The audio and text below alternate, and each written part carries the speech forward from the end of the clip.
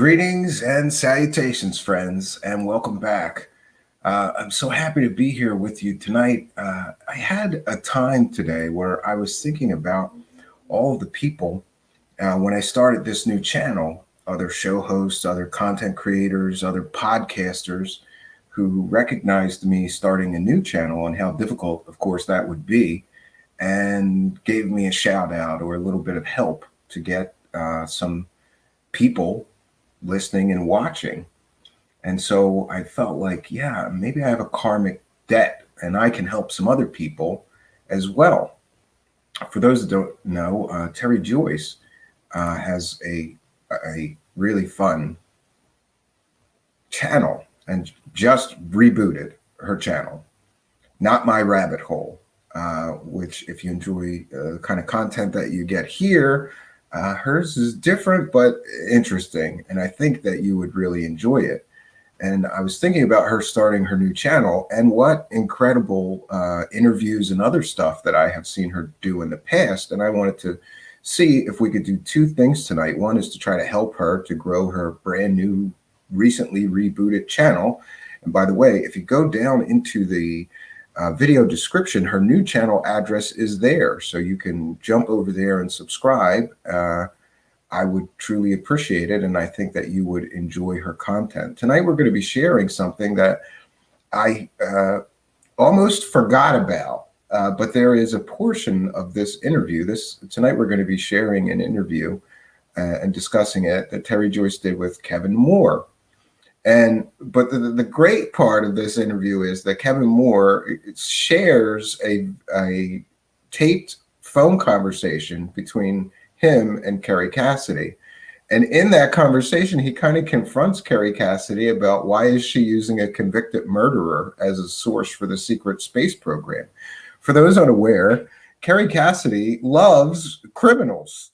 All her sources about all her fake alien sources, well, I shouldn't say all, but many of her sources about her fake alien stories are criminals.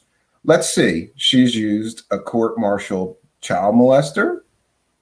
She's used a convicted murderer in the form of Mark Richards. Mark Richards is her source that even though he's been in prison for 35 years now for masterminding a murder, claims that he's in the secret space program or was in the secret space program. Maybe that was before he went to prison, but more recently claims that they teleport him out of his jail cell and give him updates from the Galactic Federation. And Kerry Cassidy, who never heard a story about aliens that was too fantastical or fake to report, ran with this guy, Mark Richards, and has been running with this guy, Mark Richards, as a source for years now, claiming that he has some sort of inside knowledge about the secret space program, even though he's behind bars and in prison. But it is what it is. I just thought this is awesome because Kevin Moore, and I heard somebody comment on the live chat, he interviews some questionable people too. However, I like Kevin Moore. I've kind of lost my objectivity. I disagree with Kevin Moore on a whole lot of subjects, especially channeling. I don't think there's any value to most channeling. That's my personal opinion. I don't think that people are really channeling interdimensional aliens or ancient spirits or, Sumerian gods or Atlanteans. I think they're making it all up. That's my personal opinion. He's free to have a differing opinion of this. And so, yeah, Kevin Moore and I disagree, but I still would consider he and I friendly. We've had a few conversations. He's supposed to come on our show. So this is actually another opportunity to sort of go, hey, Kevin, come on. I covered your excellent confronting of Kerry Cassidy on the show. Come on the show, because I'm sure that our audience would like to hear from Kevin Moore. I'm sure of it. But, he's a very busy guy. He's working on this. He's been working on a documentary about this fake secret space astronaut. That's my favorite term for secret space fakers. Corey Good, he's an astronaut. He's a secret space program astronaut. And Mark Richards, who's been behind bars for a murder he orchestrated and masterminded and been behind bars for 35 years. How does this guy know anything about the secret space program? Or is he just sitting around in prison making up stories and trying to find gullible, stupid people to listen to him? Like Kerry Cassidy, who's been one of his biggest supporters, I would say. There's no credibility to Mark Richards. You can't get past the I'm teleporting out into another solar system from my jail cell. Really? Come on, bro. Is that how fantastical we've gotten? Is that the level of like proof and discernment and critical thinking that people that listen to Kerry Cassidy have? Do they just want fairy tales? Lately, the more that I observe this crazy thing in conspiracy land and observe so-called researchers, after all, we just caught Kerry Cassidy with her pants down. Oh, that's a bad analogy. I don't even want to think about that. We caught Kerry Cassidy red-handed repeating fake stories about the tragic death of someone in the UFO community recently. All of the things that she wrote on her blog about it, all of she made a few videos about it. All of the information that she's giving people is completely and totally factually inaccurate and incorrect. All of it. And we caught her red-handed. Does she take that down? No. Her and the other source of that fake information, Robert Morningstar, are now disparaging me, calling me a CIA disinformation agent. Because I made some phone calls and told people the truth, right? Yeah. And by the way, I always say this, if I'm a CIA disinformation agent, they keep forgetting to give me the paycheck. I haven't gotten the paycheck, right? Oh, and by the way, speaking of paychecks, I want to make sure that I almost missed it. Karen Rocha is here.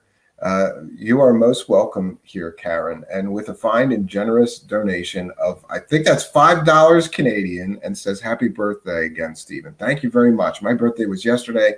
Had an amazing birthday, had an amazing time. Really just a quiet night at home with my wife and 2 children eating Philadelphia cheesecake, which is my favorite thing in the universe. Favorite dessert for sure is Philadelphia cheesecake. There's no other cheesecake like it. Yeah. So, and if anybody else would like to support me, there's a little money button down there, or the link to our Patreon or PayPal donations is in the video description. And thank you very much, Karen, for your kindness, your generosity, and your support. This is a viewer-supported show. So if you want to see more shows like this, more content, I'm really gearing up to try to figure out how I could do, 6 or 10 shows a week. I have enough material, but the problem is time, energy, and other things, right? But thank you, Karen, for your kindness and your generosity and your support. We really do appreciate it. It really does help us to keep the show going. Keep the ball rolling, right? And I used to feel like, I always use this analogy, I used to feel like when I started the show, I felt like I was trying to push a boulder up a hill by myself, right? And now I feel like I've got all these people that are not only helping me push the boulder up the hill, but helping me gain momentum and slam it down the other side of the hill. Really feeling empowered and grateful, and for all the help and assistance that people have been to keep the show going. So back to Miss Cassidy is now calling me a CIA disinformation agent, or I'm sorry, she said I'm a deep state asset. I don't even know what that means. I'm an asset of the deep state. Or did she mean asshat? Am I an asshat of the deep state, Kerry Cassidy? Or am I just a guy with some curiosity and a phone? And I made some phone calls and proved that you were telling lies on your blog and telling lies in your video. Bold-faced lies. Completely made up fake facts. But why should anybody expect otherwise from this woman? After all, she's got incredibly great sources like court-martialed child molesters, telling alien stories about Mars, convicted murderers telling stories about him being in the secret space program and saving planet Earth, from the alien invasion. Oh, and who's another one of her great friends? Sean David Morton, who is a convicted fraudster and embezzler and stole money from all these people that invested in some kind of weird investment scam with him. He's doing time in federal prison, or is he out now, Kerry Cassidy? I think he's out now. but he did a few years in federal prison for fraud. These are the quality of Kerry Cassidy's sources. Kerry, you can't trust a court-martialed child molester, okay? You can't. And you can't trust a convicted murderer when he starts telling you fantastical stories about saving Earth from the aliens. Kerry, I think you've been in this too long, and I think you need an alien detox, right? Somebody needs to sit you down and make you watch real news, right? And I don't care which news, but come on, Kerry. You got to get out of conspiracy wacko shit and stop accepting anybody telling you stories about aliens as being real, right? So again, one of the other purposes of tonight for sure is to try to help my friend Tere Joyce. You may have seen her on the first season of, oh God, I always forget the name of it. It's like the comedy show. It's like the Last Comic Standing. You may have seen her. She was on the first season of The Last Comic Standing, with Ralphie May. Ralphie May is one of my favorite comedians. And yeah. So she started a new channel called Not My Rabbit Hole. And the channel link is in the description, but I wanted to share some of her previous work tonight. Okay, I didn't ask her. So we're still going to put up our fair use banner. This is fair use. This is a transformative work. We will be educating the public about Kerry Cassidy and Mark Richards, the convicted murderer who's been in jail for 35 years, secret space astronaut that she talks to.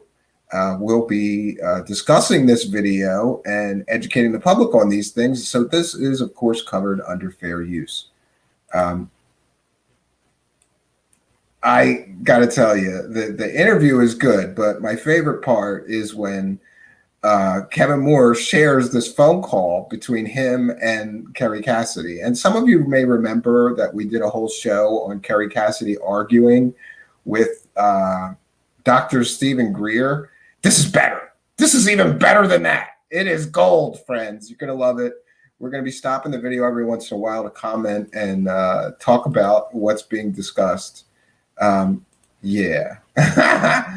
Oh, this is going to be fun. So, and I hope my friend Tere Joyce doesn't mind me just borrowing this. But it's better to beg forgiveness than to ask permission. And by the way, if she's listening, I'll send her the link. She can come on later if she wants and talk about this interview and her new channel or whatever. But if not, it's okay. I just thought that if I could try to help Tere with the new channel she just started, I would be happy to do that. So here we go. This is an interview titled Kerry Cassidy and Mark Richards, an interview with Kevin Moore by Tere Joyce.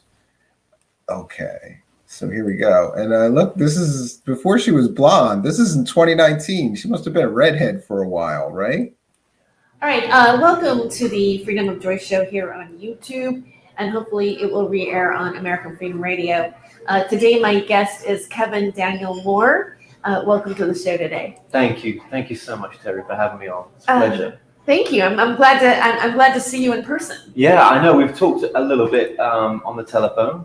I know some bits about your work, and I thought, you know what, you're going to give us the opportunity to have an interview, and I just wanted to talk about the work that I'm doing right now. Great. I'm really looking forward to hearing about it. So you are. And I just want to mention, I'm not sure which, but this interview was conducted like at a conference or something like that, which is very common, niche market here. So when you're at a conference with a bunch of people that are into these topics, a lot of interviews take place. And I think Tere Joyce ran around the conference interviewing everybody she could. To her credit, I'd do the same thing. Are working on a documentary about Kerry Cassidy and one of her secret space program disclosures, Captain Mark Richards. Yes, I am. I wouldn't say, when I say the documentary on Kerry Cassidy, no. Is she going to be included in this documentary?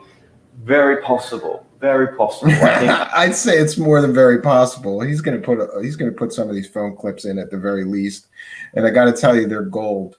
And also, I hear once in a while people say things that are somewhat disparaging because Kevin Moore's been working on this documentary for a long time and he keeps adding to it, or I think most recently he wanted to hire actors to do recreations of some of the stuff or something. But last I talked to him, he's in the final stages of it. And I say kudos to him. It doesn't matter how long it takes you, because making a documentary is no easy project. And I give him a lot of credit for even making the attempt. I don't know if we cannot not include her, because she's the reason why Captain Mark Richards is back out there as famous as he is in the kind of micro circuit of Project Camelot, right? No Kerry, I don't think there would be a Mark Richards. I don't think Joanne Richards, his wife, would have been able to get as much publicity as what the notoriety of what Kerry's done for this man. She's made him the top whistleblower.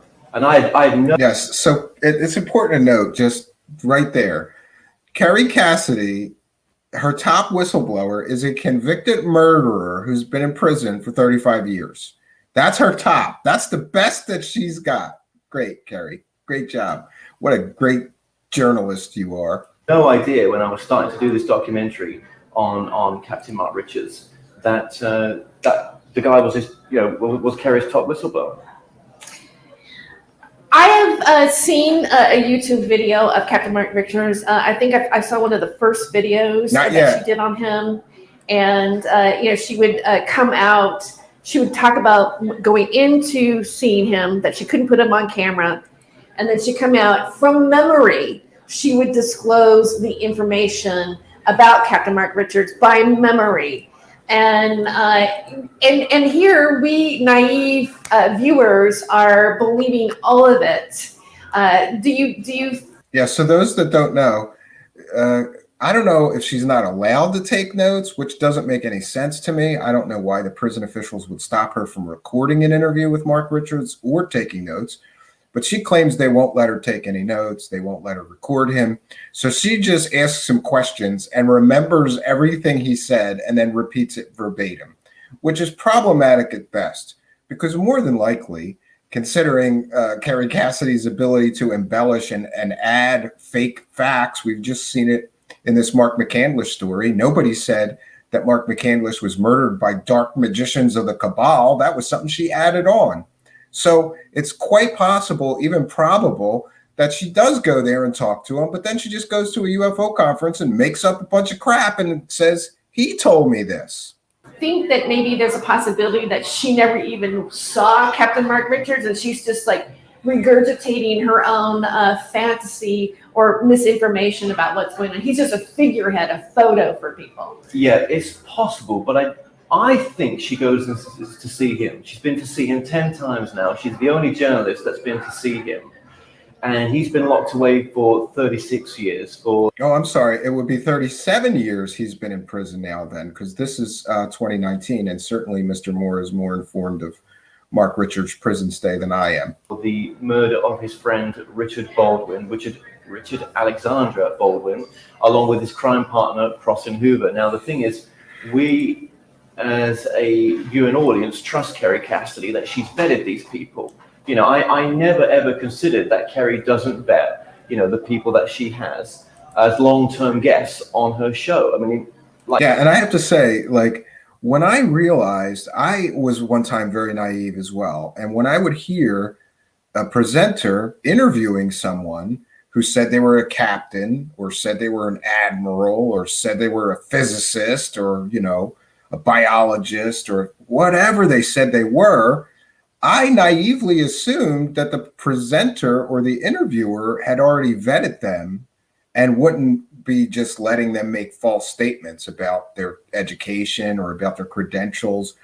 And I have to admit that, it was years ago when I started doing fact checking of these people, but I was shocked at how many UFO presenters, interviewers, show hosts don't vet anything about their guests. They just let their guests say that they're whatever.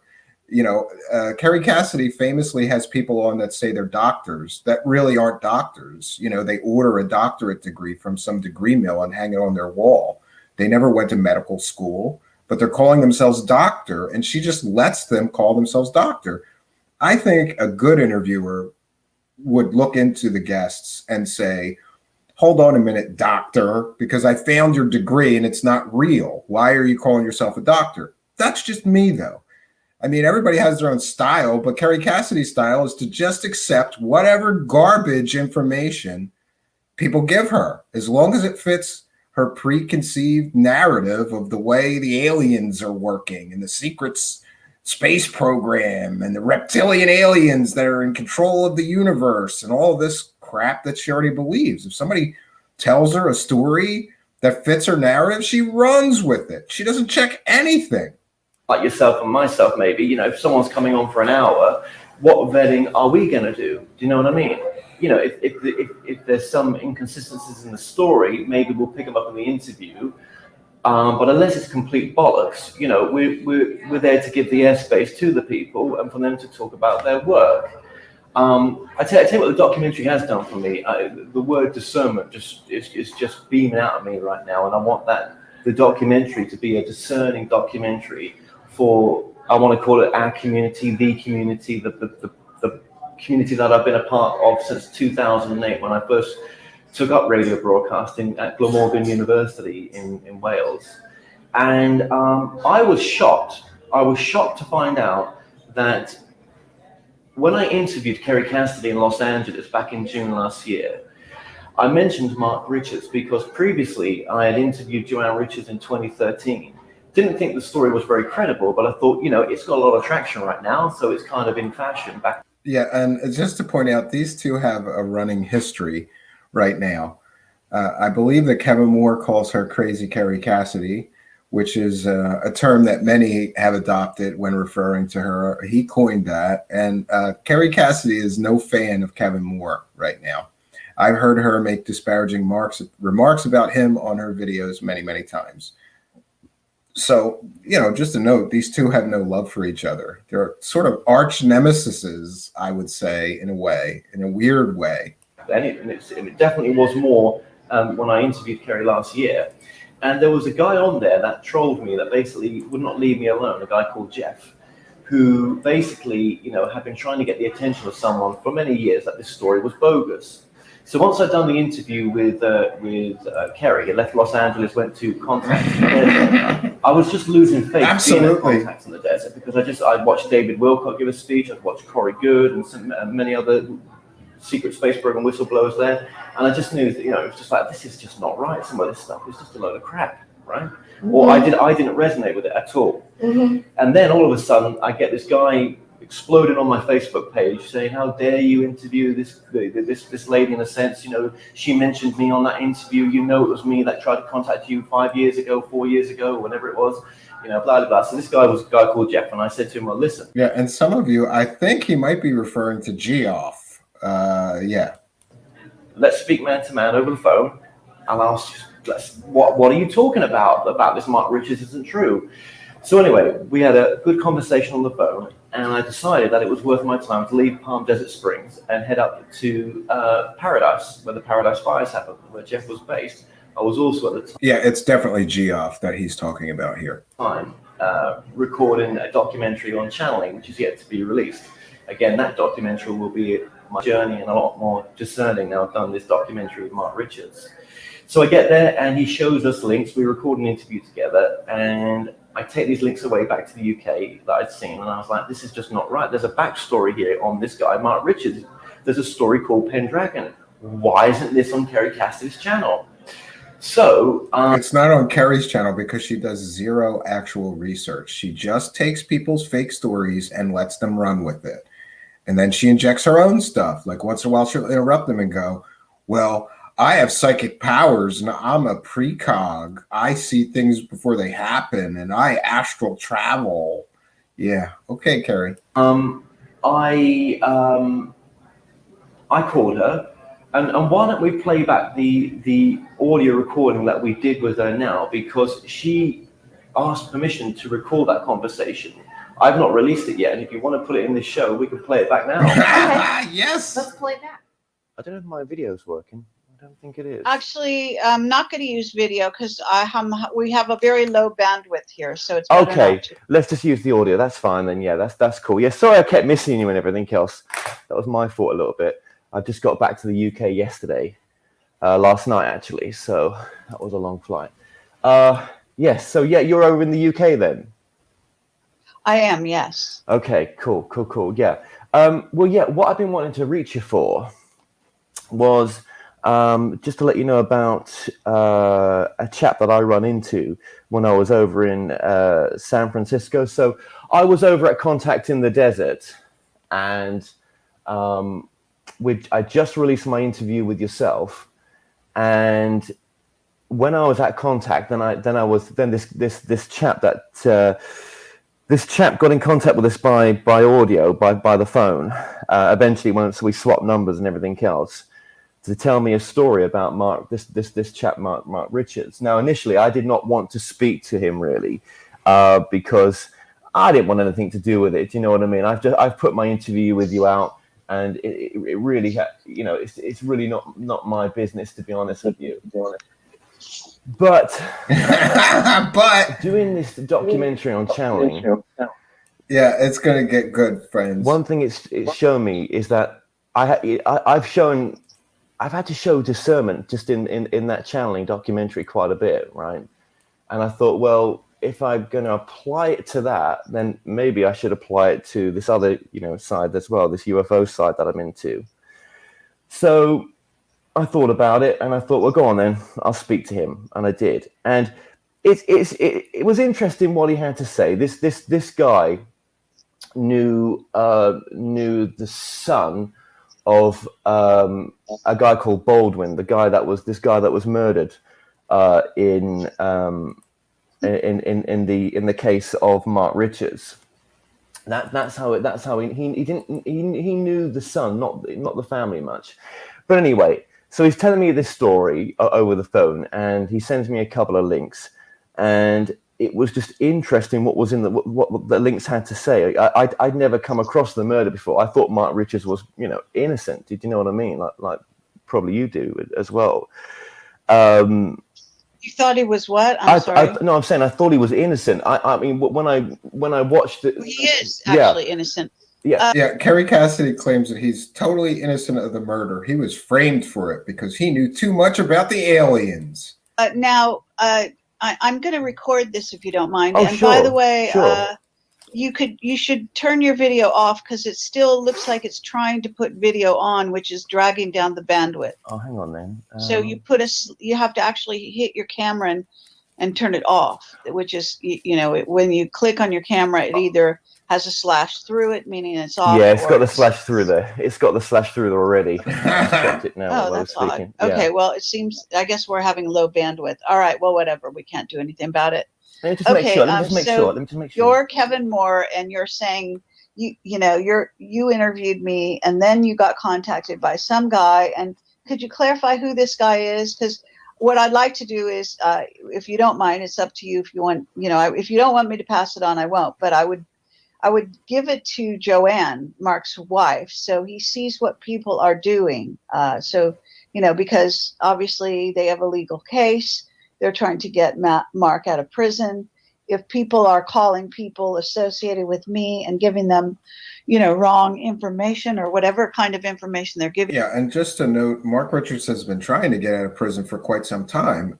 One of the big problems, however, is you are not going to get out on parole unless you admit what you did and show remorse. And Mark Richards and his wife and Kerry Cassidy are running around saying that he was framed by the government and he didn't do anything. He didn't take part in this murder. That doesn't sit well with parole boards, and so they won't let you out.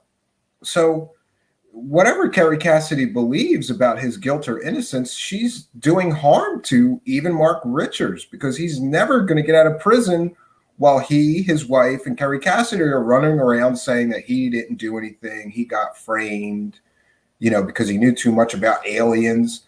The parole board's going to just deny him, let him rot in prison if he won't admit what he did 35 years ago was wrong and show remorse for it.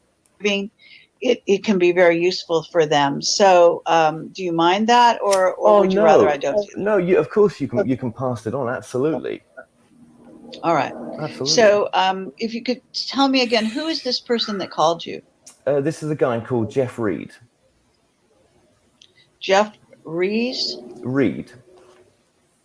Reeve. Okay. Reed. Yeah, Jeff Reed. Okay. And then what was the gist of what he was saying again? I don't quite understand. Sure. Well, again, I'll answer it from this perspective, right? Before I just answer that, like I said to you, I mean, I've interviewed Joanne it was a few years ago now. Do you know what I mean? It was many moons ago. Was it 2013? It might have been. And I interviewed her because, well, I guess, I knew it was a popular subject at the time. This was like years ago. I knew it was a popular subject. But, I mean, there were some things in the story that didn't sit with me. Do you know what I mean? But, hey, we don't believe in everything we're told, do we? But No. the main thing was, that this man was, had been innocently framed. And I think anyone watching or having seen your interviews with this guy would have felt the same way. And no, I don't think anybody would. I saw her interviews with him and immediately thought, if he's a murderer, he's not credible. If he was convicted by a jury of his peers, chances are he is guilty. And I looked into the case somewhat and was surprised that anybody would trust him, given what he is accused of and convicted of. By the way, the Sixth Sense helping out in the live chat. Great moderation. Thank you. July 16th, 1982, Richard Alexander Baldwin, 36, was murdered by Mark Richards and Crossan David Hoover. He was beaten with a baseball bat and stabbed with a knife and screwdriver in Marin County, California. Does that sound like somebody that you should trust when he starts telling you stories about aliens, Kerry Cassidy? Is that how dumb you are? Are you that dumb or that naive? It's one or the other. Or are you just don't care because he's telling a story that you can sell stupid people. It's one of those three, Kerry.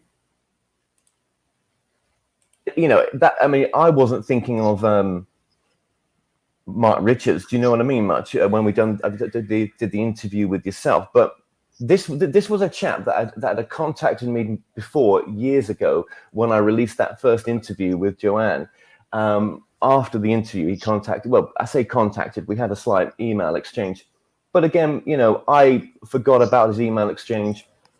Loads of other things going on. That's not my life. But when he recontacted me again while I was at Contact in the Desert, he was like, this is the guy that sent you that original email. And I was like, oh, hang on, I do know you. And then it got into a bit of a heated argument because I really didn't want to know about it. Do you know what I mean? Unless he's got some really good evidence that this man's innocent, you can't go around and just, saying that someone is guilty. I mean, that doesn't work in my book. You have to be provable. Do you know what I mean? And at the same time, I didn't want to get involved in it neither because, I'm making a documentary on channeling. I mean, this is, it's stuff I cover this stuff, but it's not stuff I'm focused on right now. Oh, but he would go on to focus on it plenty, interviewing everyone he could about Mark Richards, the murder case, and everything else. And I, for one, can't wait to see his documentary on it. You know what I mean? But sure. What was interesting was he was telling me the story that, and none of this can be backed up. None of this can be verified as such, this part of his story. But as a child, he knew the Baldwin, the son of Baldwin, the son of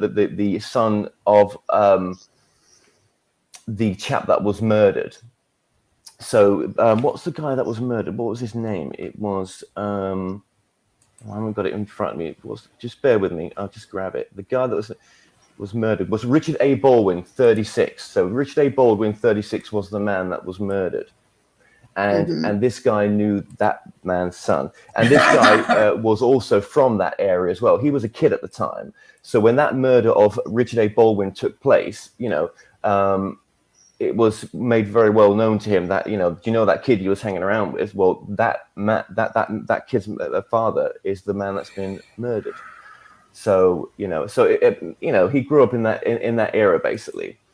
Now, again, none of this is provable that he knew that child or that he was there. Yeah, and it turns out that Geoff was bullshitting or perhaps bluffing because it turns out that gentleman that got murdered had no children. But what was interesting, what he sent through to me. Sorry, friends. 1 second. 1 second here. If I don't have commercials on my show, I'm not playing somebody else's. And by the way, that's a commercial for Gaia TV. And I am not a fan. So let's get back to this. 1 second, friends. You know, I always forget that when there's a monetized video that I want to share portions of, I should just download it and share it locally so it won't have those. But I always forget to do that. So my apologies.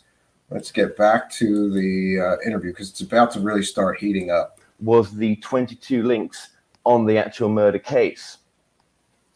And when I started going through the links, well, it was kind of obvious to me then that this murder really did take place, right?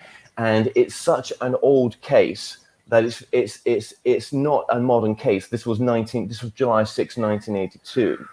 So it's, you know, it may seem not that long ago for some people, but actually that is a while ago. That is a while ago. And a couple of the people who were released recently, Hoover was one of the kids associated with Richard. Sorry, not Richard. I mean Mark. That was enticed by Mark to make the murder happen. He was released recently in 2007. So on Seattle Times and ABC News, I've also got the articles for those as well, where Richard's accomplices were released. It was actually a bit of a little famous case because this guy was a complete nutcase. Mark was in some respects because he wanted to set this new Camelot up in the Golden Gate area. Yeah, Mark Richards was going to set up a new Camelot and was recruiting cult members. And much like Charles Manson, he sent them out to murder people. Great guy. Really trustworthy source, Kerry. Really. I know it sounds crazy what I'm saying to you, but again, reading the court documents. You're assuming that I know nothing about the case when I've done a lot of investigation. So Right. I know all about that. And actually, Right. he wasn't a nut and he wasn't doing that. And the whole thing was manufactured. But it's, you know, I understand. There are court documents stating he was doing exactly that, Kerry Cassidy.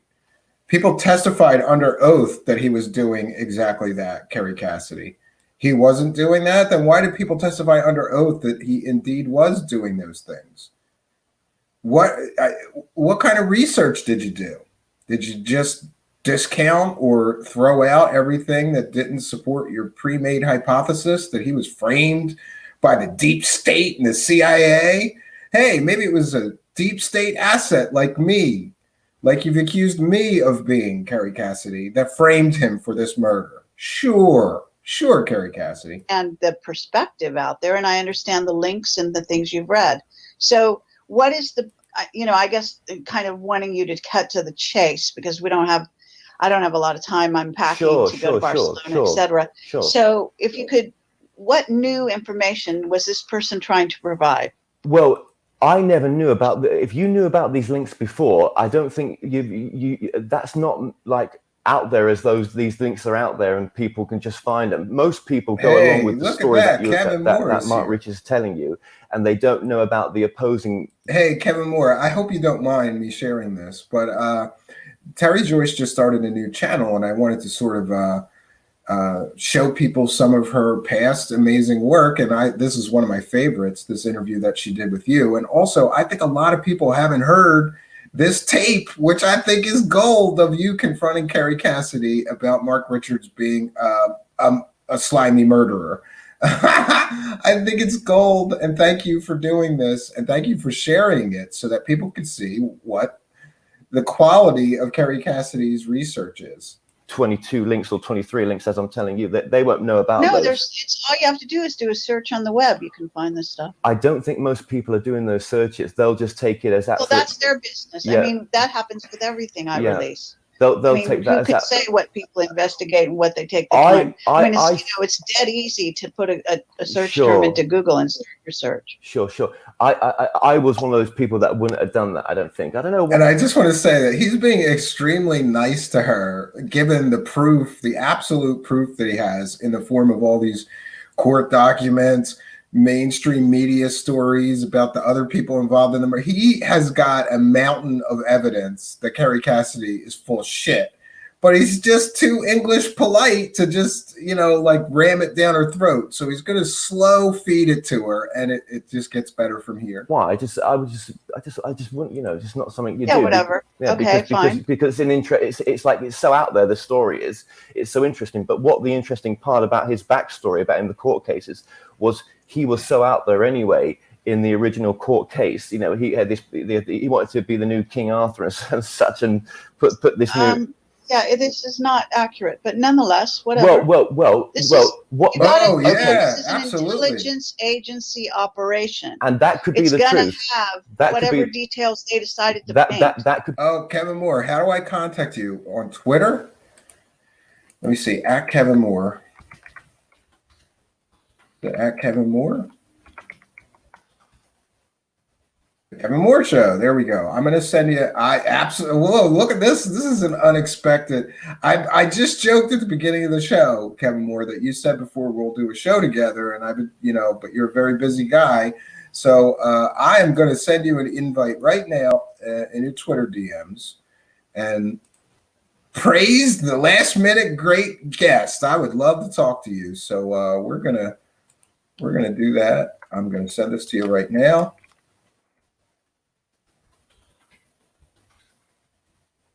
1 second.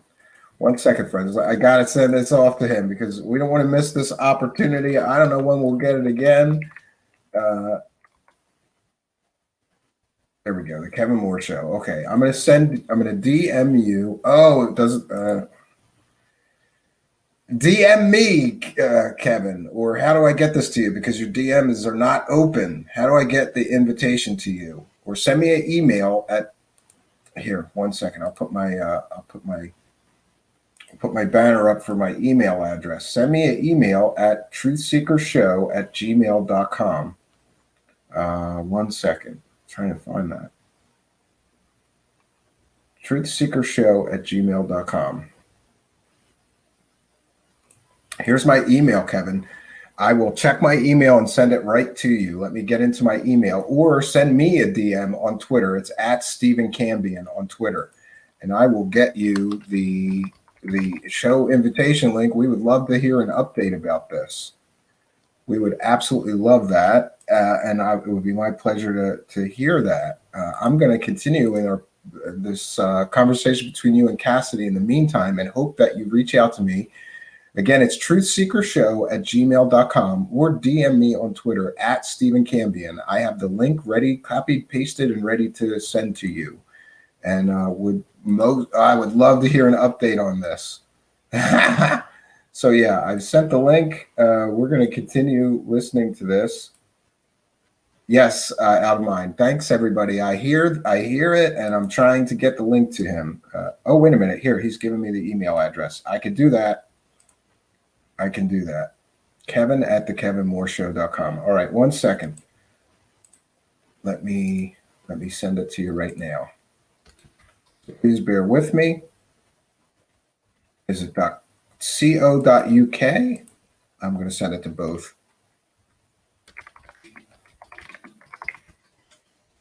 One second. So I've sent it to. I have you in my email buffer, I guess. Kevin@themooreshow.co.uk, and I'm going to send it to the other one that you mentioned, Kevin@thekevinmooreshow.com. Boy, I really need a producer. That would be helpful, right? I got to jump through too many hoops doing this stuff by myself. Okay, 1 second. We're gonna send that over. There you go. So I've sent it, and we'll continue listening to you're confronting Kerry Cassidy in the meantime, and then hopefully, if all goes well, we'll get Kevin Moore on here to do an interview just to give us an update, not really an interview. I would really like that. Be the truth, but what if that wasn't the truth and the opposite was true? Have you considered that? Of course, anyone can entertain both sides of the story, but what I'm saying, Kevin, I'm trying to cut to the chase here. Are you bringing me new information? Are you just saying, go look at those links? I've already done that. So that would be the end of this conversation. If you have new information, if that guy has new information, then what is the new information? I just want to say, listen to the arrogance of her, because Kevin Moore is talking about 23 links to information, and she's saying, I've already seen it all. How does she know she's already seen all of that information? I don't think that she's done any research on this Mark Richards at all. I don't think she's read the court documents even, let alone all the extra information that Kevin Moore has, right? Kevin Moore, if nothing else, is very thorough. And if he's convinced of something, it's based on his accumulated knowledge of the subject. And unlike Kerry Cassidy, who just, are you telling a cool story about aliens? Come on with me. Well, obviously I didn't know you knew about that. So you know about those links, right? Well, for God's sake, I'm an investigative reporter. I'm interviewing some guy 8 times. I go to the trouble to go to prison. I mean, give me a little credit here. I do investigate my people and their sources, etc. So, I do as much due diligence as I find necessary. And yes, of course, I've investigated. Yeah, she said she does investigate her sources. I want to know if she investigated the court-martialed child molester that was her source. Did she know he was a court-martialed child molester? What about Sean David Morton? She believes that Sean David Morton, every one of her criminal friends that goes to prison, has gotten framed by the deep state. How come Kerry Cassidy has so many friends that are getting framed by the deep state, right? What about her former association with Bill Ryan? People can look into there's some shady stuff going on with Bill too, allegedly. But it is what it is. She associates with criminals, and then when they get busted and go to prison, or they're already in prison, she says they were framed by the deep state. Good for you, Kerry. Get to the case. But would you ever actually, just so you know the background, I investigated the case before I was ever in Camelot. Right. So you because you knew of Joanne back before then, yeah. And I determined the guy was innocent, and that I wanted to interview him before I ever knew I was going to be an interviewer. But strangely enough. But what if he wasn't? Well, of course, what if he wasn't? Really, try it again. I mean, that's always a possibility. But if he wasn't, you have to if he rely on your own. But if he wasn't, inner whatever kind of thing. I want to stop for a second just to acknowledge and thank FGraph72 with a kind and generous $2 donations. And he says, starting a producer production aid fund. Yeah, I'll take any help that I can get. I'm trying to train my 5-year-old to run this stuff, but he's not doing well. I was yelling at him today, like, you're no help at all. You're worthless. I felt like my father. Does anybody remember when you used to help your dad work on the car? Because I do. And all I learned was I'm an idiot, I'm worthless, and I can't even shine a flashlight right. But yeah, we'll take all the help we can get here. Thank you very much for your kindness, your generosity, and your support. This is a viewer-supported show. Links in the About section here of how to support us. Throw us a couple of bucks, or there's that money sign down in the live chat if you want to throw us a couple of bucks. Or the place to join us on Patreon is right down in the description box of this video. Let's keep going with this because it's going to get heated. Sure. But I mean, I can't tell you what to think. I don't want to tell you what to think. But I, making a call to me, you're claiming this guy calls you. Did the guy call you just to direct you to some investigation that you could do on your own that, any regular person can just do? Or did he give you new information? Well, I never knew about any of it. So to me, it was new information. She's getting pissed. Yeah. And I was going up to the Irons Institute to do a bit of filming for the documentary I was making. So he was only a couple of hours beyond that. So I did a little interview with him just to film him. And to me, it was all. Rodrigo, are you talking about which email? Because if you're emailing me, it should be at truthseekershow@gmail.com. Are you talking about my old midnight hour email? Because I didn't get any email from you. I would be, I could check. And people are mentioning that the Discord server link is invalid. I would try it again because I just used it today and it's working, near as I can tell. Otherwise, I'll have to look into that after the show is over because I'm about as multitasked as I could be right about now. Well, yeah, to me, it was all new news. But obviously, as you're saying here, this is all news that you've covered before. To me, the thing was, right, well, if he wasn't innocent and he had actually done these, then him trying to create this coup would have been just as crazy as the information he's bringing out now. What if he is not telling the truth? That's all I'm saying. Yeah, what if he wasn't? I mean, duh. This is, it's just like that's true of any case. All I can tell you is, I've sat with the man for hours on end. I evaluated him based on my intuition and my investigation prior to every meeting with him. I've spent hours with his wife as well. I mean, a person has to make their own evaluation, as I said. Now, of course, there are going to be people who are supporting the family of the murderers. And keep in mind that Mark is supposed to be, of all things, the mastermind, which is complete absurdity, of two people who did the murder. He didn't do the murder anyway, from the point of view of the state. No. Yeah. He is not the person who hit the guy with bats and knives and, beat him and bludgeoned him and stabbed him to death. He's the guy who sent the people to do it. And it's been proven in a court of law. He never put the screwdriver through the heart. He never put the. You believe that this concocted story, and it's just the whole thing is ludicrous. Fine if it doesn't matter what you can believe whatever you want, but for the purposes of this phone call, I guess what you're doing is you're letting me know that you've done an interview with some guy who knew the son of the guy that was murdered. Is that correct? That's exactly who it was. Yeah.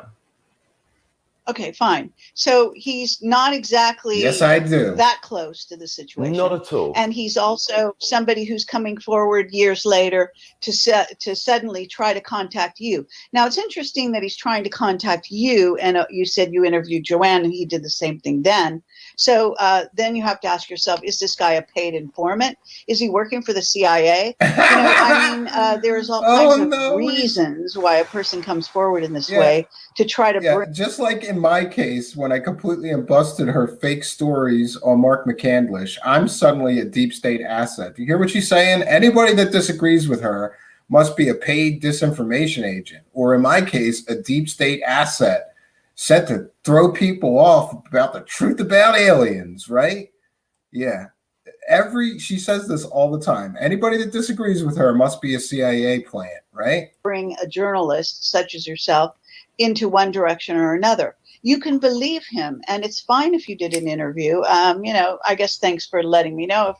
Not that it matters too terribly much to me, but yeah, it doesn't matter to me that I'm peddling a fake story from a murderer and somebody's letting me know about that. It doesn't matter to her. And by the way, Rodrigo, I put the email address up on the screen. If you have something to email me, I'd be happy to hear from you. And I check that email many times a day. So generally, I don't miss messages from that email. There we go. If you think I'm going to change my point of view because this guy is suddenly coming forward to say, look at these links that have been out there for 20 years or 30 years, absolutely. It's not important to me. No, absolutely. You cannot just judge a story just on one person's angle. That's absolutely what it was for me was the 23 plus websites, archive information about the case. That's what it was like. They are. So I thought to myself, well, not all of this can be implanted CIA information on these sites. This looks like a very genuine kind of backstory on this what this guy was up to. Listen to Kevin Moore coming at her with like logic and reason, right, and discernment and like critical thinking skills that she completely and totally doesn't understand. And his accomplices as well. Now, of course, he never committed the murder, but he was the one that egged these 17-year-olds on at the time. That's what they're saying. He was the one that brainwashed them in a sense. So yeah, right. Yeah. Good luck with that. Okay, fine. Yeah. But the thing is, I mean, most of the people that took part in this case, the superintendent and other people, are dead, right? Not dead or dying, or they're not around, or they're just they've they're now. That's convenient. Yeah. Well, it is and it ain't, but there are other people that could be traced into this case. If you put the homework in, you would find that you could really trace the real people involved in this case. But whether it's the 2007 release of Hoover or it's other people, you would. Okay, let me ask you this, Kevin, because obviously this guy had nothing new to add. No. Have you ever investigated a false flag? No, just wait 1 second. Have you ever investigated a false flag? Do you know what I mean when I say a false flag? I know what you mean by a false flag, yeah. I know what you mean by a false flag. Okay, have you ever tried to investigate one? Well, let me ask you this. Would you put these links out in a new video just to say, look, guys, here's this case. No, because I don't. No, that's not what I do. I have no interest in that. Why? I mean, I'm not a reporter trying to investigate his murder case. But then, if I was covering, she doesn't care about the murder case. She just cares about the alien. She doesn't care about the murder case. She only cares about the alien stories that she could sell. Great, Kerry. Came to me with you knew about the links before. You knew about the 23+ links online anyway. It's out in the public domain. You can investigate the case anytime you want. Why wouldn't you just have the opposing there in the video to say, look, here's what he's saying? No, actually, that's not what my job is. I mean, everyone does what they want to do about. Her job is not to report to people the facts. It's just to report to people the fake alien stories that she wants to sell. These things. My job is, and our discussions are not about a murder for which he was framed over 30 years ago.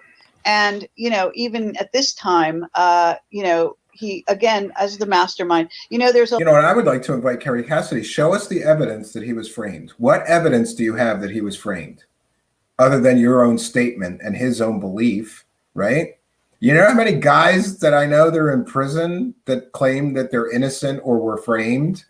It doesn't make it true unless they have evidence. Kerry Cassidy has no evidence this man was framed. The law on the books right now saying that somebody should be released from prison if they were a supposed mastermind of a murder because they were not the one who did it. And so that Mark is actually way beyond his stay in prison for any kind of involvement, if you want to call it that, in this situation. Well, but in my view, he's completely innocent. He was off the planet when the fucking murder happened. Well, if that's the truth. Yeah, but if that's... Yeah, and pardon me for the language. Do you hear what you just said? He couldn't have murdered that guy because he was off the planet fighting aliens in space when this happened. That's Mark Richards' story, and he's sticking to it. And so is Kerry Cassidy. That's the truth. If he wasn't, but if that's the truth. Of the secret space. Look, if you don't understand, I mean, I have so much evidence of the way this works. Have you ever looked at Obama's birth certificate? I mean, you really got to get a grip. She's on her own website. This is a whole different way of looking at reality. The false flags, the reason I ask you about false flags is that if you investigate false flags, you begin to go down a rabbit hole, which is unbelievable, of people who are lying about people being killed. I mean, listen to my interviews with James Fetzer. Ask yourself why YouTube doesn't want those interviews out there in the public. Because Kerry Cassidy was spreading medical disinformation with an irresponsible, stupid guest that wasn't even a real doctor. That's why YouTube wanted them off of YouTube. That's why your channel got obliterated, because you let fake people with no credentials come on your show and give fake information out. Conspiracy land nonsense. They've deleted them off my site. Good. He's an ex-Marine. He's a tenured professor for zillions of years. He's written over 10 books. He's a heavy-duty investigator, a very respectable man, and he investigates in minutia every false flag that has happened in the United States. He's obsessed with it. And so what you really have to do is look at the false flags, start to see how... See, this is her argument. Oh, I got you, Kevin Moore, you caught me selling a completely, totally fake murderer as a secret space program insider. You caught me dead to rights using a convicted murderer as a source about space alien Buck Rogers fantasy stories. well, Kevin, it's not my fault I did that. You have to learn about false flags. I mean, this is stupid. It's a stupid argument, Kerry Cassidy. One of these things is not like the other. Evidence can be manufactured by the secret government, by law enforcement under orders from higher ups, etc., and disappeared, etc. You really have to go down that road. It's a fascinating journey, and I encourage you to take it. I don't have time right now to educate you as to all the steps. Listen but to I can her. encourage you to I watch don't my have James. time to educate you, Kevin Moore. Meanwhile, Kevin Moore is the guy that has the facts and the evidence, and she doesn't have time to educate him because he's just got facts and evidence, and she's got nothing. Fetzer interview, which is no longer on YouTube. It is now on Steemit and also on what is this called? BitChute. So if you just go to BitChute, you put in Project Camelot, you should find it, no problem. You know, this is the reality. Manufactured evidence is so common. Okay. You know, look at Pearl Harbor. That was a fucking false flag. Again, I apologize for her language. And if you don't know this stuff, you need to get educated. And by the way, AI algorithm gods, I'm not saying I agree with that statement. I don't know, have not thoroughly investigated. This is Kerry Cassidy making these statements, and we're kind of making fun of her lack of evidence, lack of knowledge. Please find context. AI algorithm gods. In Google's name we pray. Do not strike us down. Amen. All I can do is say a prayer to the AI algorithm. Tompkins, this was a false flag. Yeah. All right, now that one I agree with her on. All right, for once I agree with Kerry Cassidy. Of course there's such things as false flags, but her conspiracy mind sees everything as a false flag. The governments knew. They set it up. Yeah. They staged it. I wouldn't be absolutely surprised in some of those cases that they were staged or things that happen on purpose to let things happen. This is what goes on. Yeah, so if you don't want to believe, evidence that you see in front of you that these people think they're giving you and so, it's your choice. You know, you have to rely on your intuition. You have to rely on your ability to investigate. If you think that I should be putting those links on my website, I appreciate your opinion, but I'm not doing it, okay? Because I think it's bullshit. Yeah, why should she give her viewers actual facts or actual evidence when she could just tell them fantastical stories about reptilian aliens and this guy who teleports out of his prison cell to save Earth every night? Sure, Kerry, why put the actual evidence on your website that Kevin Moore is offering you? But then the only thing me and you don't know, the thing that we don't know, right, is was a Richard A. Baldwin of 36, did he really exist? And was his life taken? That's what no, we I don't mean, know. if I died, I mean, we're not questioning that there was a murder. It was in the news and everything, and apparently that much was true. The murder happened, but, you know, right? listen, So who did kill him? Who did kill him? And claim that I masterminded it. How can I counter this is that? Great. Seriously, but then, it's a method of the mind. You're talking about a man who didn't come with any kind of instrument, show up on the scene or anything. He was supposed to have masterminded. And and it was proven in a court of law that he wound up some 17-year-old kids and sent them out with a baseball bat and a knife and other weapons to bludgeon and stab a man to death. Over what? Over money. And not very much of it either. Shows what kind of person he is. But Kerry Cassidy's going to run with his story, and her defense is he didn't stab the person, he didn't hit and bludgeon anybody to death with a baseball bat. No, but he manipulated children to do it for him, and he was found guilty of it in a court of law. Whether you like that or not, Kerry, that is the truth. That is a mental. Did David Koresh mastermind whatever that was called? Waco. Are these people responsible? Did Jesus persuade people of things, or did he verbally did you record his voice? Did he actually write in the Bible those words? Well, we don't know any of that, but we're talking about this particular case. This is what we're talking about. Think about it. You're talking about, it's basically, when you reduce it all down, it's fucking word of mouth. There's nothing that can prove it. Absolutely not. I don't. Oh my God. This murder victim, I can't prove a thing. I wasn't there at all. No, none of us were. It's not about whether you were there. I'm saying what he was accused of was masterminding a murder.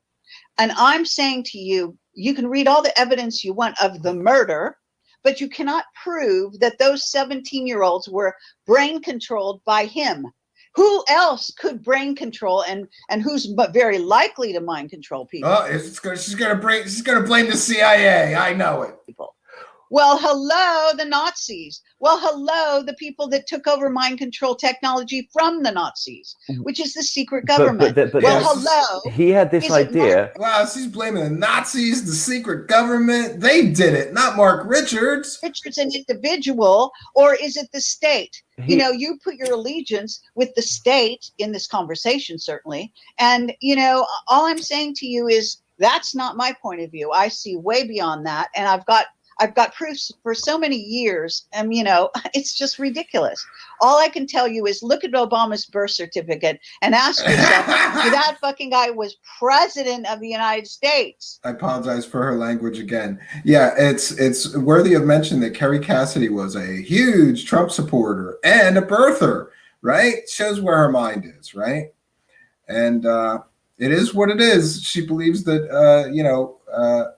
I don't know, Obama made up his birth certificate. He was born in Kenya, not in this country, and this and that. And the lies are just so plentiful. It's unbelievable. So, get a grip. This is the reality we live in. I didn't create it, but I can tell you that if you want to believe the evidence that this man is showing you, that's already very much in the public domain and has been for 30 God knows how many years, do so. It's all right. If you want to put it on your website, if you want to put all the links for people, you've done an interview with me, which is not very nice because it was visually horrible. I would prefer a nicer term. I think my information was good and clear. I mean, I don't encourage people to think what I want them to think. Horrible. I want them to think for themselves. Yes, but I'm not, on the other hand, please no cursing in the live chat. I am not going to become, a worker for the state and post their bullshit. I'm not going on to mainstream news and post their lies. I mean, I'll post what I feel is the closest thing to the truth and allow people to decide for themselves. Okay, so the closest thing she has to the truth came to her from, let's see, a convicted murderer, a court-martialed child molester, a fraudster in the form of Sean David Morton, and all these other people with fake doctorate degrees that aren't real doctors. Yeah.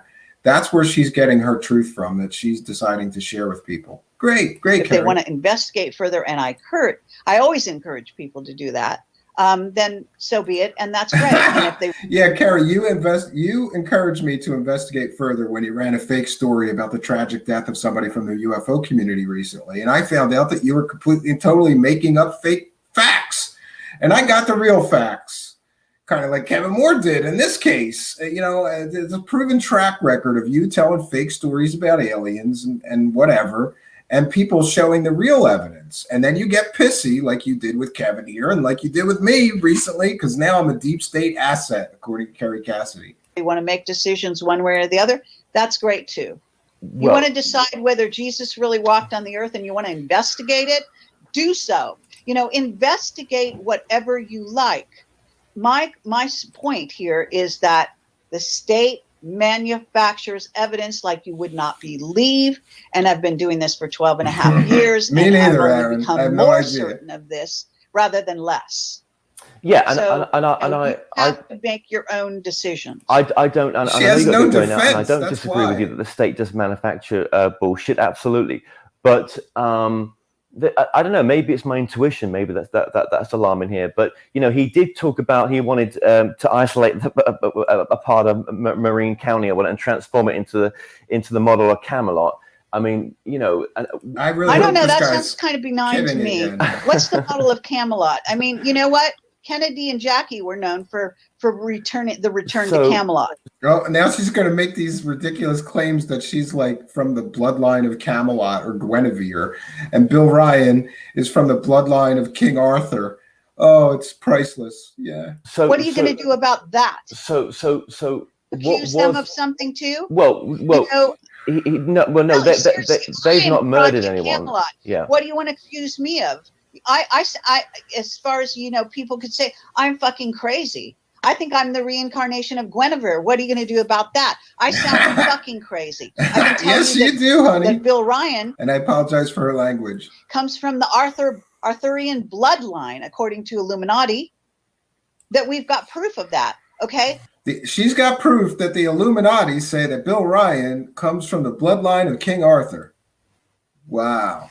You know, he's O negative. What do you want to do with that? You want to say we're crazy? A lot of people are O negative. I can't stand people that use that as some kind of proof that they're alien hybrids or they're special. You're not special. You just have a rare blood type. And it's not even that rare considering the population of the planet that has that blood type, Kerry. Is he? No. Is he really a descendant of the Arthurian bloodline? He's been told by several psychics he is. You know, that's my intuitive take. He doesn't claim it. Okay, so psychics said he was, so it must be true. That's her proof. That's her evidence. Some psychics said it. It must be true. He doesn't even like hearing that. But he's you not know, murdered. what do you want He's to do not- with this stuff? It sounds outlandish. It sounds like we're course. all fucking crazy. Of course. And if you want to come to that conclusion, you're very welcome to do so. Oh, I mean, listen, I've done a documentary on channeling. I mean, I'll be the first to say all that. Do you know what I mean? Absolutely. Right. So, You I know, mean, you know, I'm sorry to be but abrupt with you or short.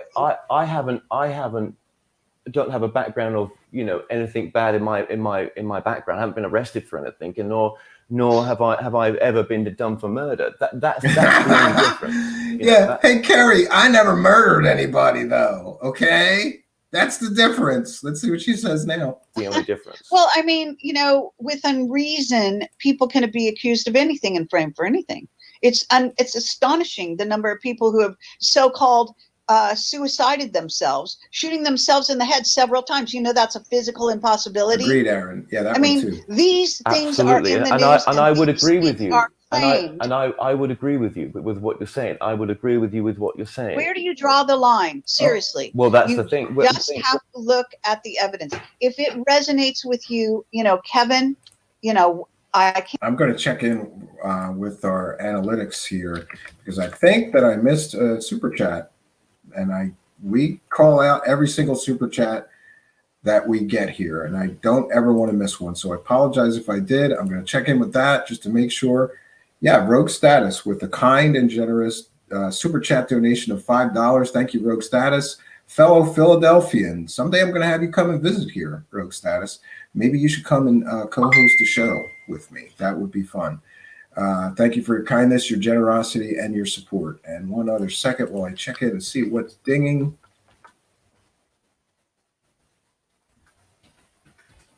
One second. I got to learn to shut off certain message apps during a show because I think it's something important.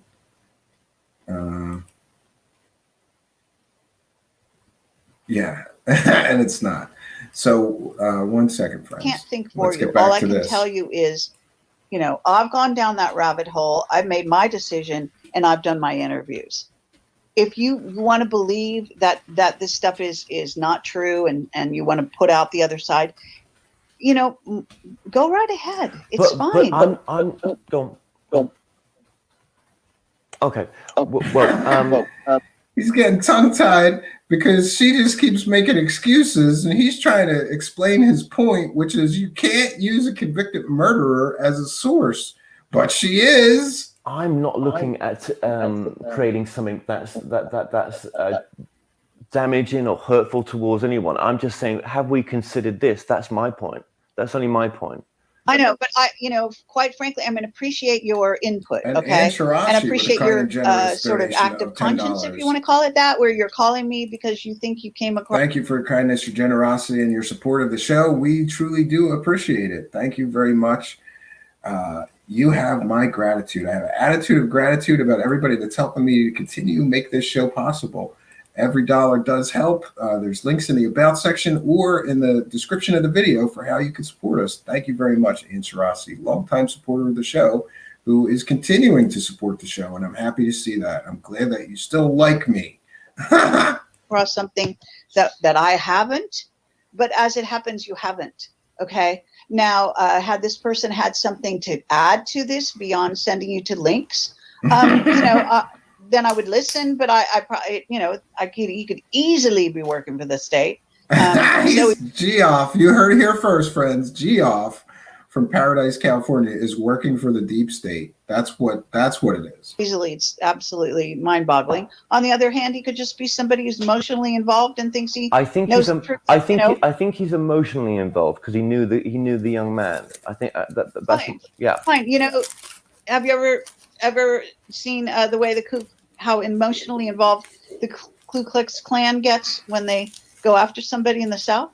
I mean, seriously, all I can tell you is, Why is she even talking about the Ku unbelievable. Klux Klan? What does that have to do with anything? Is she trying to ascribe the, I don't know. Unbelievable, this stuff. I mean, But what? Can I ask you one final thing? What if in the future the family members were found, and the detectives and everything, and they actually say, listen, that was my uncle, that was my ex-husband, and that really happened. Nobody's denying that there are family members of the individuals that are alive today.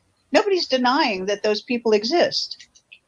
But then what you're saying is that Richard was off planet and he had nothing to do with it, basically. Yeah. He couldn't have taken part in a murder. He was on another planet at the time. I want to see him bring that defense in front of a judge and a jury.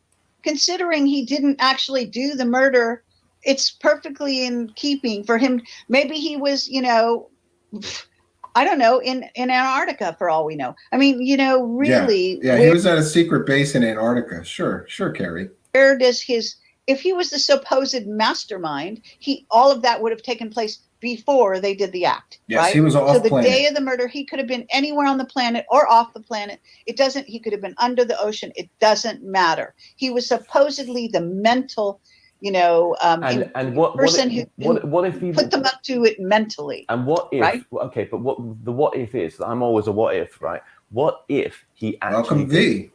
And he's fooled you? What would you feel then in the future that he's fooled you? I mean, what if? Just what if? I'm not worried about it. Let's just put it that way. Okay. I made my decision. It's like a lot of decisions you make in life. You make them. You lay your bets where you will. My whole career is based on people like this. He's not the only person I'm dealing with. She just admitted that her whole career is based on people like this Mark Richards, a murderer, which is somewhat true because for some reason, a lot of Kerry Cassidy's sources, especially about alien stories, are criminals, are actual convicted criminals.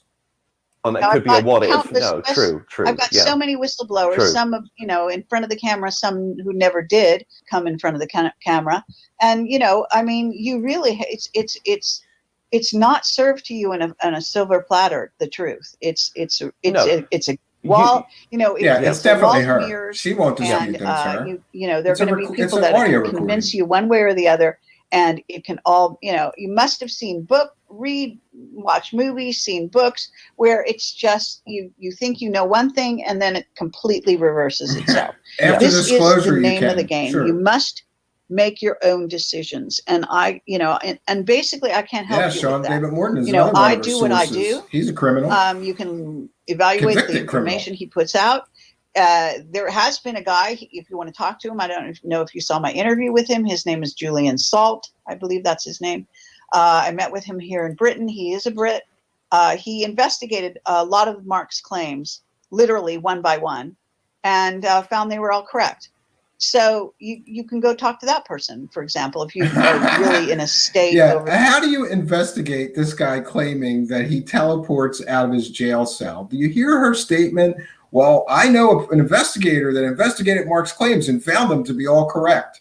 Here's a guy who's been in prison for 35 years claiming that aliens or some secret galactic council are teleporting him out of his jail cell so that he could go fight in the secret space wars against the reptilian aliens. How are you verifying that as being real, Kerry? How is any investigator supposed to verify that as being real? But she makes these statements trying to prove her point, like, I got the goods. Yeah, this is definitely true. Okay. For this situation. There's ways to investigate, And by the way, she didn't give the investigator's name or anything. She just, saying it doesn't make it. Could be one of her imaginary friends for all we know. Both sides of the question.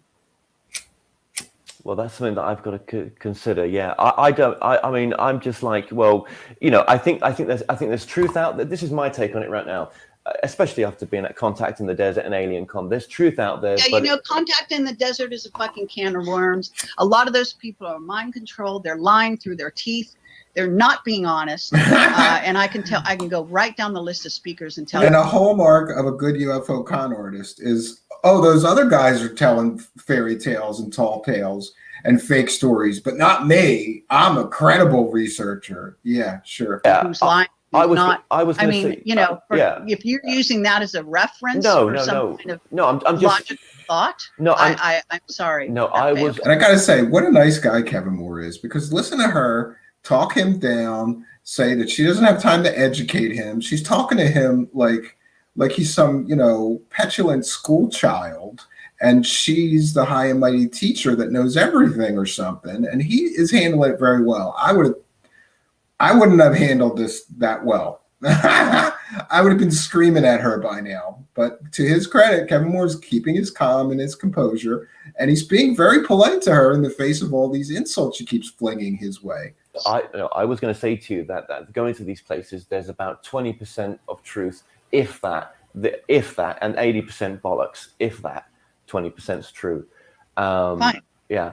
I think there's so much disinformation in the UFO field. So much, it's ripped apart by disinformation. I think he's waiting till we're done listening to this. Yeah, I think, you know what's funny? I just did an interview, or they did an interview with me here in England with this woman who, her name is Carolyn Stevens. She was a campaigner for Brexit. She comes from a completely different walk of life than I do. We did it live with Miles. It's on my website. It's on my YouTube channel. It's the first interview, the most recent one. You know, you can watch it. You can see how our worlds, yes, I would. Completely opposite worlds come together. And what we both find is lies like you would not believe coming from the top echelons of so-called respectability and power. And so if you want to say ufology is full of lies, I have to say, take a look at your MPs. Take a look. Do you know, she gave me a statistic. It was something like 162 MPs have all been convicted sex offenders. Well, yeah, listen to her. She really doesn't like sex offenders, but she's okay with using sex offenders when they're telling her alien stories that she could sell. I don't know if that's true. I'd be careful. It's in your press. Look it up. I don't know if that's true. Now look it up, because that's a statistic you can check. Yeah, okay, I don't think either they are or they aren't, and she's not lying. So, you know, she ran for office. She ran to become an MP herself. Yeah. She's completely lodged in the mainstream, you know, and her stuff is all out there. So all I'm saying to you is, you know, you want to accuse ufology of lies. Hollywood is full of lies. I worked in entertainment for 20 years. Of course it is. They're all full of lies. Of course it is. It's, you know, why target one yeah, area? murderers Scientists lie on a regular basis because they can't face the truth. The only reason I'm talking our scientists have been lying to the public, and if we get into religion, then you're really over. I'm not targeting ufology. It's just a field that I had a bit of an appreciation and was in with the talk show that I was doing, and that's why I'm mentioning it. And going and seeing these things in person, you realize just how much crap there is out there, and it's difficult to tell the crap from the good stuff. Very difficult for people. Absolutely. I don't think I'll disagree with Kevin Moore. I don't think it's that difficult. You just do some fact checking when people start talking, and it becomes very evident who's telling fairy tales and who's got some real information that's worthy of listening to. Yeah. And, you know, people are constantly accusing me of all kinds of things. It's unbelievable. Look, what can I tell you? Nothing. You know, nothing. Our conversation is done here. No, nothing. You've got. You're happy where you're at, and I've just discovered this a few weeks ago, and it just shook my world a little bit that something as big as that Mark Richards story might not be what it seems to be on the front, and that's a difficult one to swallow when you didn't know anything about the backstory, but.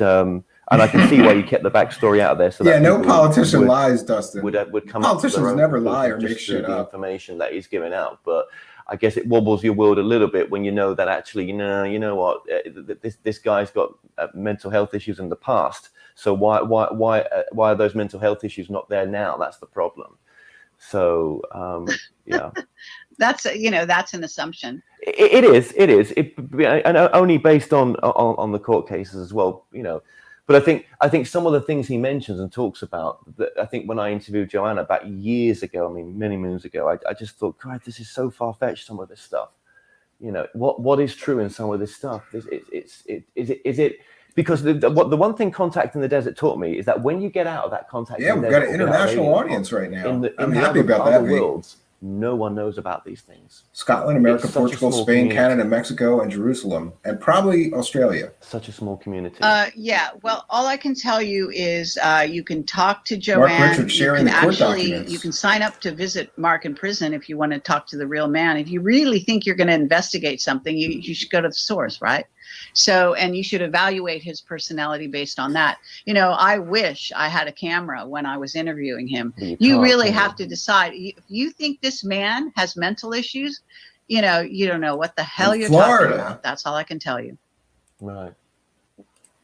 Okay. Yeah, because nobody with mental issues, murders people, right? He doesn't have any mental issues. Well, maybe that's so believe the court documents if you will, but what we find is courts are full of lies. Judges are lies. They're pedophiles. They're everything. Yeah, what is her fascination with pedophiles? She is obsessed with pedophiles, pedophile rings, the mole children, right? Sex offenders.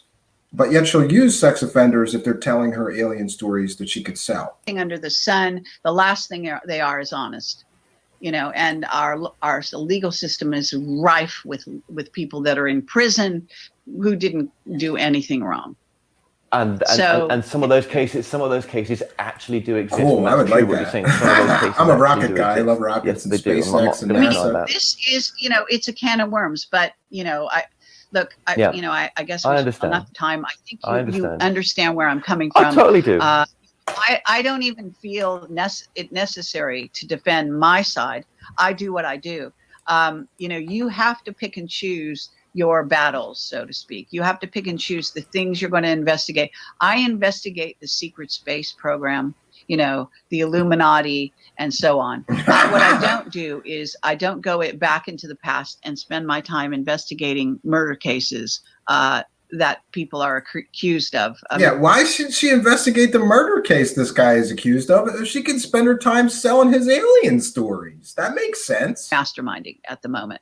And I had to make my evaluation a long time ago, actually, because I did it actually before Camelot. Yeah, you said that, I came across, I investigated the case, I read about the case. It's actually a very distasteful case, but there's plenty of information out about it. And the two young men who were involved in it, who, were really demented in their heads. And, you have to deal with that. One's free now. I think one's been freed. I think Hoover, I think Cosine, or whatever his name is. Yeah, because he admitted what he did and showed remorse, and he got out on parole. Unlike Mark Richards, who claims that he was on another planet when the murder took place, so he couldn't have done it or had any involvement in it. Sure, Mark Richards. Sure, Kerry Cassidy. He's been freed now, I think. I think he has. Yeah, isn't politics lovely? It's always the way. Yeah. So, okay, right. Well, I'll let you know what I'm going to do, and maybe I don't know. I don't know. Like I said, I never went to him. This guy came to me. It wasn't like I was even looking at this, but it was just interesting when. Yeah, I get it. You don't have to let me know what you're going to do. Just do whatever you do. It doesn't matter to me, to be honest. It really doesn't. Yeah, definitely projecting. You can do what you do. You're an independent agent. And if you want to let Joanne know that, as a journalist, you're going to do something, whatever, that's fine too. You have Trust contact the plan. with her, I'm sure. If you don't, if you need her email address, I'll send it to you. But that's, it's really neither here nor there what you've said to me in this conversation, because it's not anything I'm not aware of and have dealt with, not just to do with this case, but so many others. It's unbelievable. Could be. Okay. All right.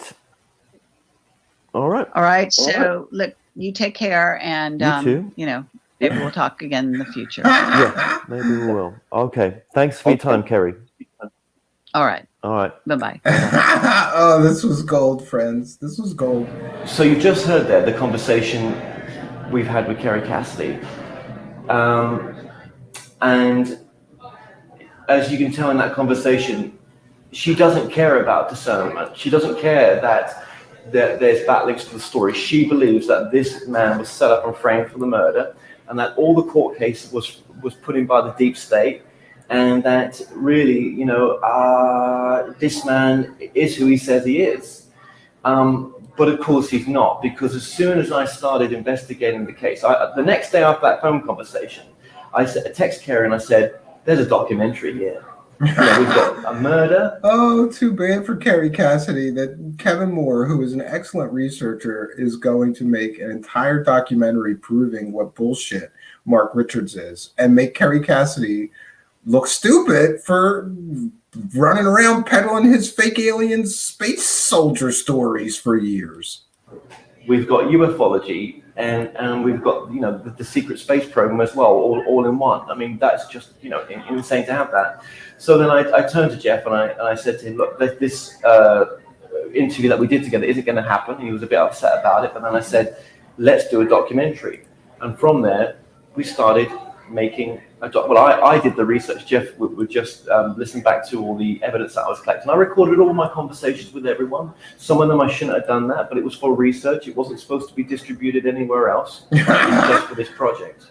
Yeah, and by the way, recording calls is something that is a valuable tool, especially in one-party consent states. What does that mean? That means if I'm investigating something and I'm calling somebody in a one-party consent state, that means only I have to consent to the recording. I'm recording it so that I have it, so that I can refer back to it. And I then went to Marin County in, I want to say, September last year and started the first half of the taping. I got back and I realized I'd missed out quite a bit of stuff, and I've come back now to refilm that stuff. And there's so much in between that we could talk about, but Sure. None of this is true. Captain Mark Richards is not a captain. I even went down to the Smithsonian Museum in Washington, and his wife Joanne has laid a plaque there with a number of other plaques where he's got his father, Major Ellis Richards, who was in the Air Force, and then underneath him or above him, this will be in the documentary, there's Captain Mark Richards. Yeah, he was never a captain or in the military, apparently. And everything that this man's doing, all the writings that he's doing, it's so cleverly set up. I mean, he's got a publishing company set up by his wife, so they've got direct access to send in all the publications he wants to make these reports. He never puts his names on the reports. It's always hands off. Kerry goes there, but he could soon turn around and say, "I never said those things I said to Kerry that she's put out on that YouTube channel. I never told Joanne, my wife, to go to the UFO conferences and put my stuff out there. I asked him to come on this documentary. He said no. I asked him to come on the phone lines. He said no. It wasn't going to happen. He was too busy. Not enough time in prison." Mhm. But then of course, I then contact his crime partner, Crossan Hoover, who was the 17-year-old when the murder took place. Yeah, Kevin Moore did a bang-up job investigating this thing. This man did the murder on behalf of Mark Richards. He was stood a Oh, foot there away we from him. go. He I am was so happy. manipulated by Right, Mark one Richards, who was second. 29, and so was another guy called Andrew Campbell. Andrew Campbell got state testimony. He was a state's witness and placed Crossan and Andrew at the murder scene while he stayed at the murder victim's house and ransacked the house. Okay. Yeah, it was all about a little bit of money. And I'm happy to say, boy, what a surprise. And my favorite surprise guest ever, right? 1 second, let me do it this way. There we go. We have the actual Kevin Moore. And I swear, guys, this wasn't planned, right? Kevin, we didn't plan this. You weren't going to come on today, but you saw that I was doing this. What a fantastic story. And I wanted to share it to try to help Terry, who just started a new YouTube channel, because she brought you to bring this information all out and to share this. Can you give us an update on what's been going on? Oh, we got no audio. Yeah, so give us a moment while Kevin works out his audio issue. Go over to Cam Mic and it'll let you select your microphone. There you go. Yeah, so I can't tell you that it's an honor and privilege to have Mr. Moore with us.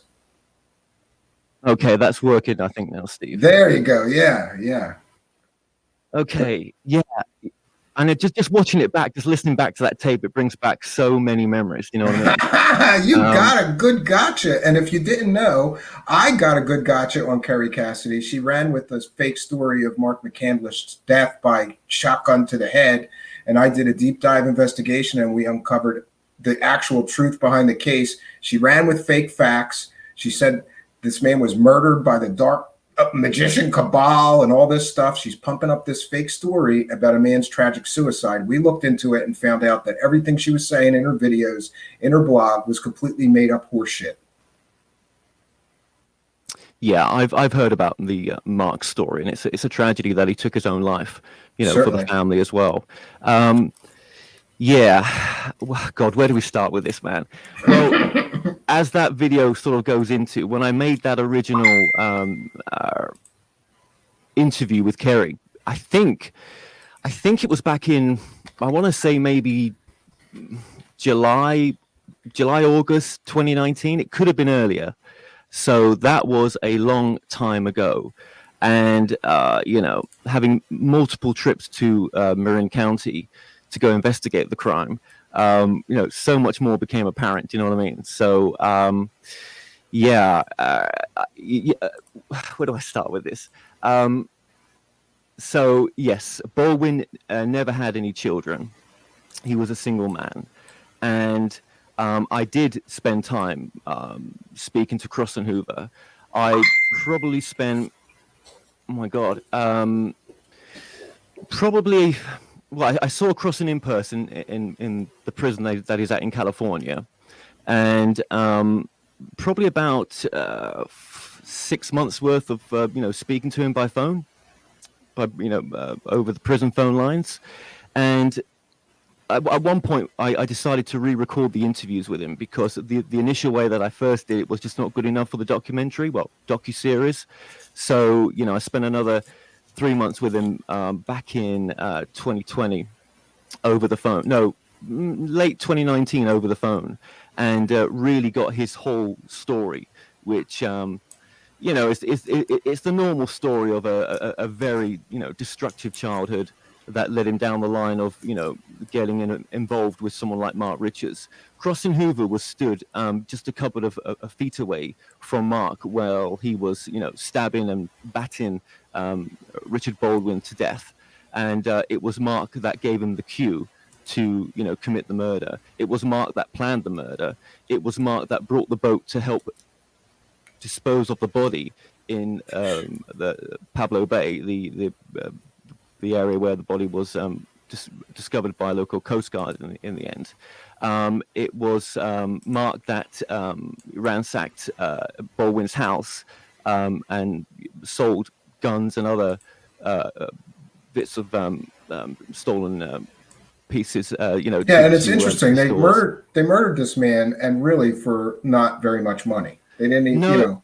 Yeah, they just found some weed in the end, and I think it was about $2,000 in cash that they discovered in the end, because Baldwin actually owned a number of properties. His mum was a real estate, a realtor, and so he was working with her on property. I actually got to interview his Richard Baldwin's very close friend Tom in the end. And, you know, just to speak to Tom. Yeah, I saw some of those interviews. Yeah. Yeah, just to speak to him about what the funeral was like, and, you know, just the whole details of what occurred. And I thought you really humanized him, the victim, because the victim is getting stepped all over again in this story, because here's Kerry Cassidy profiting off of the murderer's bullshit space Buck Rogers stories, you know. And I can't imagine that his friends and family are too happy about her doing that. Well, I actually met Susan Baldwin, the sole surviving member of the family. She's based in Maine, and I went to go find her. She didn't want to be involved in any of it, and I just really wanted her take on it. And it's maybe wasn't the best idea, but I got to speak to her through her door in Maine, and you know, 38 years later, the murder is still as raw to her as it is in 1982 when her brother's life was taken. And she is disgusted that someone called Joanne Richards and Kerry Cassidy is promoting this story like they are. There's nothing legally she can do about it, and she wouldn't come on the documentary. It was just too painful for her, Yeah, and she didn't, understandable. she didn't really trust my motives neither, which I understand. I mean, in the end, this became personal in the sense of trying to tell Richard Baldwin's story, Yeah. and I probably did get way too caught up in this, but it's a bit like a boxing match right now. I feel like I'm about to go prepping myself for one of the darker things that I'm about to cover, and it's taken a long time to get to this point of pre-production because of personal things that I've been going through as well. I've been through a divorce. I'm going Yeah, I'm through my sorry to green hear card that. right now. No, everything happens for a reason, and there is good to come from everything. And I haven't really, told my story or gone public about it. And I'm probably not going to mention too much about it right now. And I know that will be used against me. Well, I've been already told by Joanne's friends that it's going to be used against me in the upcoming Yeah, documentary. look at that terrible. He's a terrible person. He can't even I stay say bring it married. on. Yeah, he can't even stay married. He's a terrible person. They're going to use whatever they can against you because Oh, you've yeah, got facts and evidence, and you've got interviews, and you've got the real story. They hate it when they get caught with their pants down selling fake stories, and somebody comes along and shows the real story. And you've done that. And people are asking in the live chat, and I'm curious myself. I think a lot of people want to see this documentary, and it has taken you some time to get it together, to get it to the point where you can release it. But people were wondering if you know a release date or when you think it might be finished. June the 27th is when I finish my immigration. And congratulations. Are you going to be American? No, I got a 2-year wait for that. Okay, well, you're on your way. Yeah. No, I'm very grateful for everything right now. But that just, I went pro se with everything, and that just ripped all my time away. I mean, I can understand why people have lawyers, right? I just not had the money to do that. Well, I have a lawyer or lawyers helping me as limited scope lawyers, but obviously their names aren't going on the paperwork. But yeah, it's a lot of paperwork. So I didn't ever think it was going to take this long to get to post-production, but there is still some filming I may do. I'm not going to do another crowdfunder for money, but there is still some filming that I may do. And when is it going to be complete? I'm going to be working on it every day. I'm hopefully going to be vlogging about it as well, just to keep up to date with, with the progress of it. But I will not stop until it's done. I will not leave where I am until that docu-series is done. And it is going to be a docu-series. So it's kind of like, true crime meets ufology. Conspiracy land. Yeah, ufology. It's really great weird. story. It's really weird. It's a great story. Yeah. Yeah. I mean, you mentioned I was listening back to some parts of the discussion there that you're talking about. Bill Brockbrader. We're going to look into what we say. I'm going to look into various other people that Kerry's given a platform to as well, and definitely Bill Brockbrader is there. And Bill's an interesting one. And I mean, I've got his original court audio. And where he's admitting, and this has been released before by Don Shipley. Don Shipley is actually on this docu-series as well. His interview's already been recorded, and he never gave us the original audio from the court. But I mean, I ordered it from the court, and it's incredible when the defense lawyer is asking him about Area 51. Did you make it up? Yeah, that's not true. Were you a Navy SEAL? No, I wasn't. That's not true. Yeah. So under oath, it's interesting. Bill, one of Kerry's sources told all these incredible stories about being a Navy SEAL and being in the secret space program, but under oath in court, he admitted that he made it all up. It was all fake. Yeah. And she didn't take any of those interviews down or stop taking YouTube money for those. No, I actually traced his victim, who was 12 years old at the time, and he sodomized her, and nice guy. Very nice guy, top bloke, and it will be up to the gods whether she comes on or not right now. There's also a number of other people that we're looking at. Bill Ryan as well. He's going to be on it. Well, he knows that I'm going to discuss him in the documentary. Obviously, he was quite a big component of Project Camelot back in the day. Sure, he was. Yeah. I remember interviewing the lady who owns a fine art gallery in Florida, and Yeah, and you broke this story too. well, I didn't break it, but I was the first one to actually interview the woman that he owed the money to. Sure. He sold a fake Picasso, and he's never reimbursed that woman or made any attempts to offer reimbursement. And I know, look, we've all done things that are, that we've all got a past in a sense that we've done things that are wrong, but there is always, a way forward to correct some of those things. Do you know what I mean? So that's going to be included, and also Simon Parks as well, who's put a video out there to say that he had met someone in the intelligence services in London who gave him information to clarify that Mark was a person of interest that was involved in the Navy. Yeah, this is what they do. Like one fake yeah. fairy tale salesman backs up another one, but this is the same Yeah. guy who has sex with cat queen aliens, so I don't think he's very credible. Yeah, well, what's interesting about Simon, obviously, is his rise to fame right now. And if you're listening, Simon, I am coming for you. And oh, you heard it here first. I am.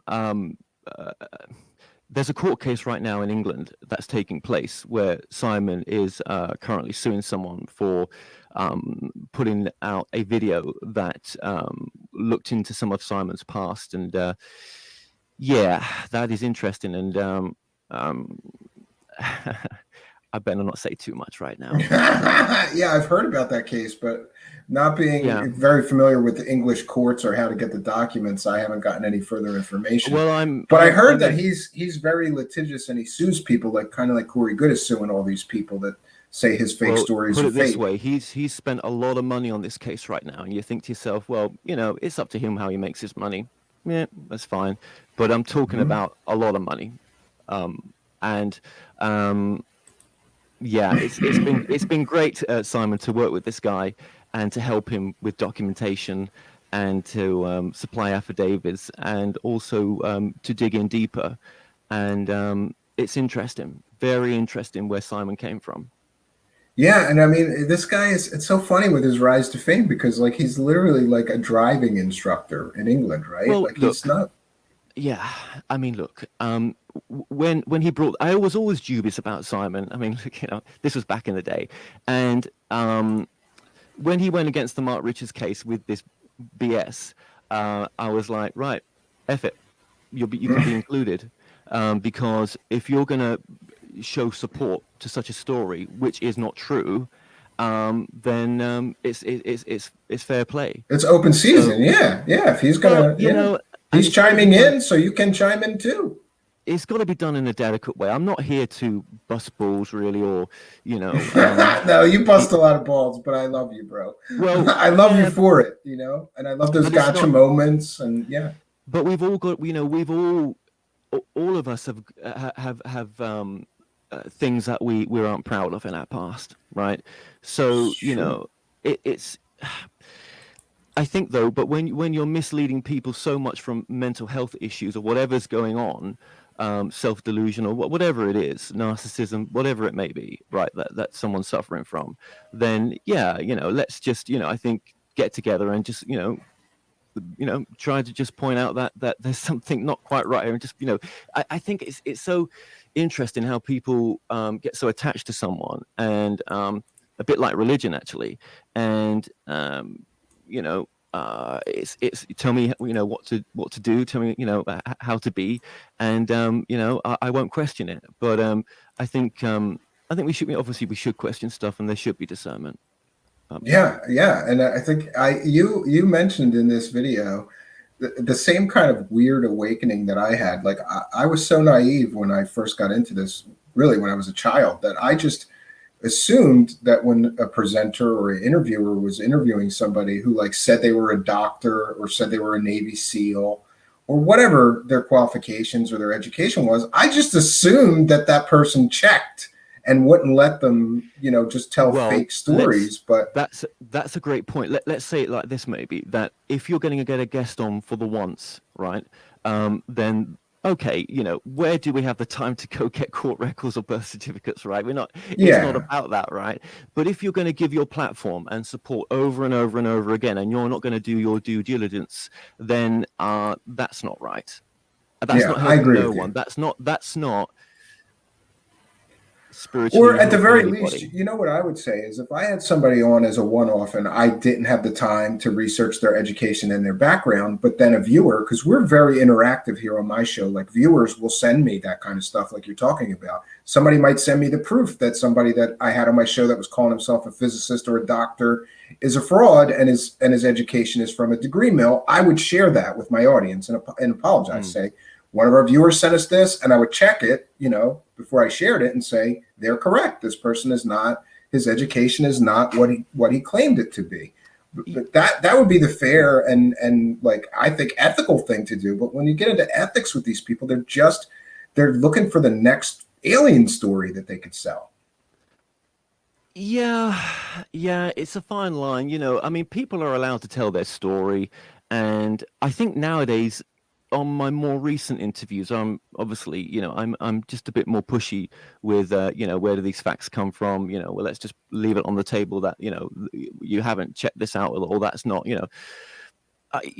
it's a fine line. It really is. And I think sometimes, though, when things go out of too much of the shared reality, there's alarm bells ringing there. But then, I'm the guy that's put the channeling docuseries out there, and I'm on episode. I was going to ask. 87.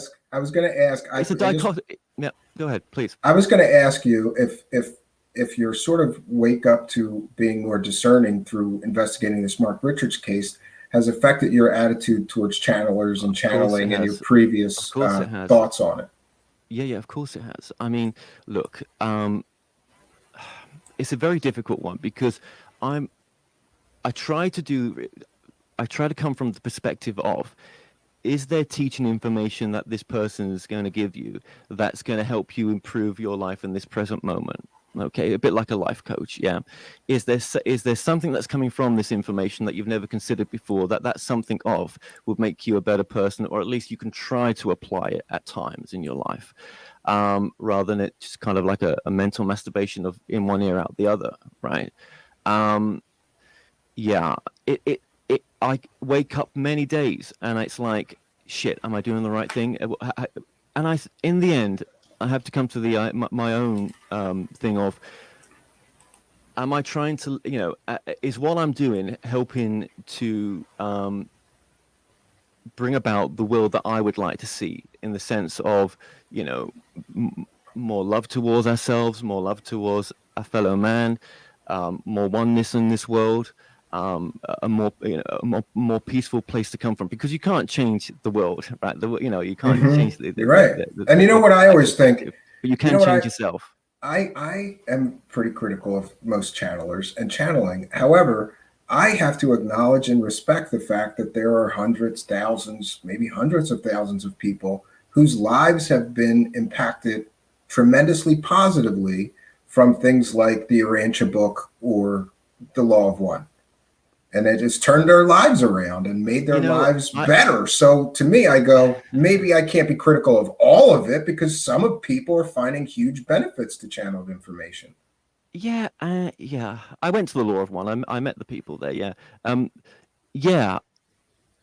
And it's almost driven me away from doing this work and wanting to do a completely separate, different career path to this. But it keeps pulling me back of, is there something in the information that comes through these people or anyone that comes on my show that is helpful towards people's present moment for issues that we're going through that we've not considered? Absolutely. And sometimes the same information keeps coming through because we never listened in the first place. And I think some of the shows that are out there that look into, I was watching some of CW stuff the other day, and I will be going on CW's show because when the documentary series comes out, I did promise him that I would, break that docuseries first with him, right? This was, I think you promised me too, but yeah. Well, I think I promised you second, right? Oh, okay. I don't care what the order. He can have you first, as long as we get you, because I can't wait to watch this thing, digest the whole thing, and then hopefully get to pick your brain behind some of the Sure. some of the And process that went into it. I'll go into a few things in just a minute. I will while you've got me here. But yeah, it's yeah, when you take this path, you're going to get a lot of criticism. And I think sometimes when I watch some of the shows that even CW's done recently, I think to myself, well, we're picking the worst of the worst here. And I've seen some of the people, before he picked them. And I would just rather get them onto, if I was going to interview them, just to, really go to town on, where is this information coming from? What is your background and everything? But he does it, he's done a good job at looking at some of these people. But yes, it's like, there's good people in any trade and there's con artists. And you've got to use the discernment yourself as an adult to look through that as well. Yeah, I think you're right. So I know that last I checked in with you or heard about this documentary, you were doing something like getting actors to film recreations of some of the events. How did that go? And where are you with that? I never raised the money that I wanted to, and this was at a point of crisis in my life at the time, so I didn't get to put the effort into it I wanted to, and so I've got some test footage that I did with the Mark Richards actor, and some others, and I may use that footage, or I may refilm some bits. I've still got Bill Brockbrader's part to film, and I'm using an actor in Miami just to do that, so I've got to go down there at some point. There may be some other actors come on. I think we're going to get actors to play Simon Parks. Well, I say we, I mean me. I keep saying that, to play Simon Parks and Kerry Cassidy as well. Even though she's been deplatformed, she, obviously has a central role in this as well. Yeah, it's interesting to see her, I think this grand plan of hers to get subscribers to go to her website is going to fail terribly, because if you're not finding new people, because people lose interest after a while, so she's just going to die a slow death over there, I think. I mean, I don't know. That's the problem. I mean, the eyes are on Google, the eyes are on YouTube, and when you move away from that platform or are forced to move away, you will soon probably wish that you could come back. And that's all through her own doing as well. She didn't stick to the terms. And what do you expect? Yeah, but no, it's a deep state operation to stop her, because she's getting too close to the truth about aliens, Kevin. That's what it is. Yeah. It has nothing to do with the fact that, and listen, not only did she get her channel shut down, but she went on another well-known show, Jean-Claude from Beyond Mystic in Canada. She went on his show and said everything you're not supposed to say on YouTube in a 1-hour interview. She talked about the letter of the alphabet, the health pandemic, the shot, all this stuff, and his channel got deleted from existence the very next day. So she hasn't learned her lesson, because she's still saying the same stuff, She'll never stop. She'll never stop.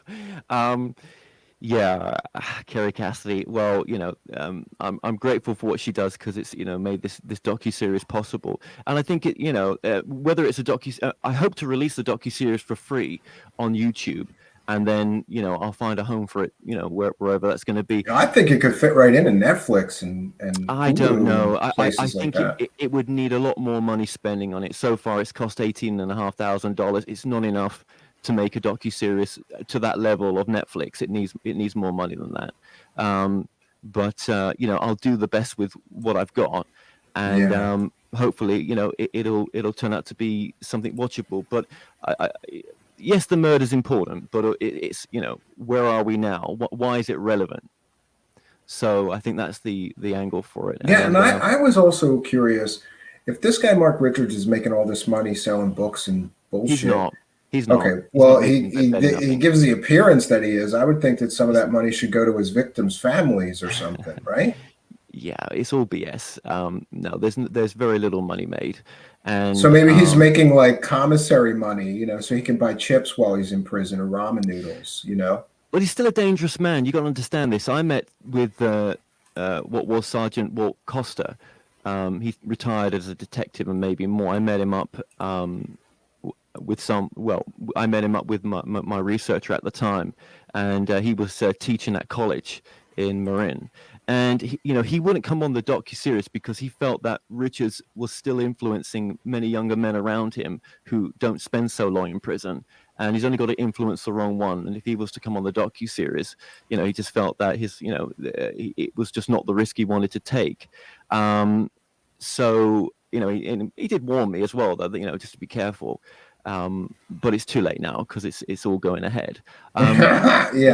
Speaking to Costa, who arrested him on that day with a gun at his head, Mark was definitely on planet Earth. But also, Mark, yes, he. Yeah, that's a great point. Kerry Cassidy keeps saying that he was off planet. It changed. Later on one of the Mark interviews, the Total Recall interviews, it changed to Mark having tea with his parents. So or maybe he was in space and he teleported back just in time to be arrested. Absolutely, that's what exactly. Because isn't he's supposed to be teleporting? Somebody asked her, like, how does he get all these updates if he's stuck in prison? And she claims that he gets teleported out of prison to get updates from the Galactic Council. Right? Yeah, she called it a form of channeling. She's on the original interview I did with her in Los Angeles. This was before I ever, considered doing the Mark Rituals, or before that phone call that you've all just heard. Form of channeling or teleportation. It was very unclear what it was. Some kind of woo. It was some kind of woo, and he gets updates, kind of like these other people that get briefings and intel, right? Sure, they do. Yeah. I think with Mark, because he's never admitted to the murder or never admitted to being there, but all the evidence placed him there, and there was the state witness, the star witness, the guy that gave state testimony, and he turned state's evidence. Then he flipped. Lost the plot with trying to trace him down, and eventually on this crazy road trip, I found him, and we spoke, and having spoken to him, which no one else has before, that really, confirmed it for me that, this is all true, right? I mean, look, the court testimony is enough, right? But just to hear it from the guy that gave the state testimony back in the day, and his life is still not so great nowadays. When people find out that he was part of a murder back in 1982. Yeah, you're going to have trouble finding a job. You're going to have trouble living. Yeah, because people aren't going to trust you and they'll be scared of you. He stayed at the house while Cross and Hoover and Mark drove, was driven by Richard Baldwin to Richard's classic car garage, as the fall was, well, not the fall, but the trap was for Crossy to have a look at some of the nice sports cars and to look at the dune buggy that was parked at the inside the lockup. And I went to the lockup. I went to his original unit. I've already filmed down there, yes, the signal was given to Crossy, and I remember the first time when Crossy described the murder, just described taking Baldwin's life, from the gurgling to the last words and everything else. And I remember getting off the phone and just feeling absolutely sick. And I guess doing this docuseries has led me to want to do more of a true crime podcast in the future. Yeah, I want to expand into some of that. Because I think I could do a good job investigating some of the stuff and talking to original witnesses and telling the story, Yeah, it's really interesting stuff. But when you hear your first murder and, sat with him as well. I mean, I thought back in the day when I did that tape recording with Kerry Cassidy that Crossy was released because, I didn't know any better. But obviously, he wasn't. And unfortunately, when I released an update video on Crossy, that's still on my channel right now. And that video will be taken down at some point. That also caused him, on top of his own misguidedness in the parole board hearing, because he hadn't sorted himself out digs to live in or a job or anything else, but they used that audio against him. I'm sorry to hear that. Yeah, and so we don't talk anymore. But my focus for this docuseries is to try to tell his story, or a separate thing on him, where it just talks about how he has rehabilitated, which I do believe he has. I know some people don't. I believe in a road to redemption for all men. All men deserve one. Absolutely. The problem is he's so used to telling the story that he's disconnected the remorse side. And I know it's there, and I'm not trying to back up someone where it's not there. I do believe it's there for him. But obviously, when you're on the phone for 6 months, they are taping these conversations as well, not just the video I released. And sure, it was all used against him. So yes, so that wasn't so great. But his next parole board hearing is in 2023. So the docuseries will be out way before that. Yeah, Mark Richards got done for first-degree murder and a few other things on the side, robbery as well. But I don't have the quotes in front of me because this is all last minute. Yeah, sure. Yeah. Just for the benefit of people, I don't know, Kevin heard that we were doing this or saw that we were doing this and jumped I saw on you here. were doing it. Yeah. Yeah, and I can't tell you how happy I am. See, this is how I should get interviews with people that are too busy. Yeah. I should just do a show about them and then send them a link and say, in case you feel compelled, to come on and give us an update. But it's a pleasure to have you. And I just wanted to mention that I've seen a lot of the material that Kevin has worked on for this, because you were kind of leaking some of the interview bits and things out for a while, and he has left no stone unturned. He tried to talk to everybody that he could involved with this case. So nobody has the story like Kevin has here. No, we've interviewed. Me now. There was over 26 interviews so far, and a few more bits of information to come yet. And I've even interviewed Mark's ex-wife, Karen Bacon, one of Mark's old school college friends, Doug. There was Doug Van Allen, and there was another Doug as well who knew Mark back in the day.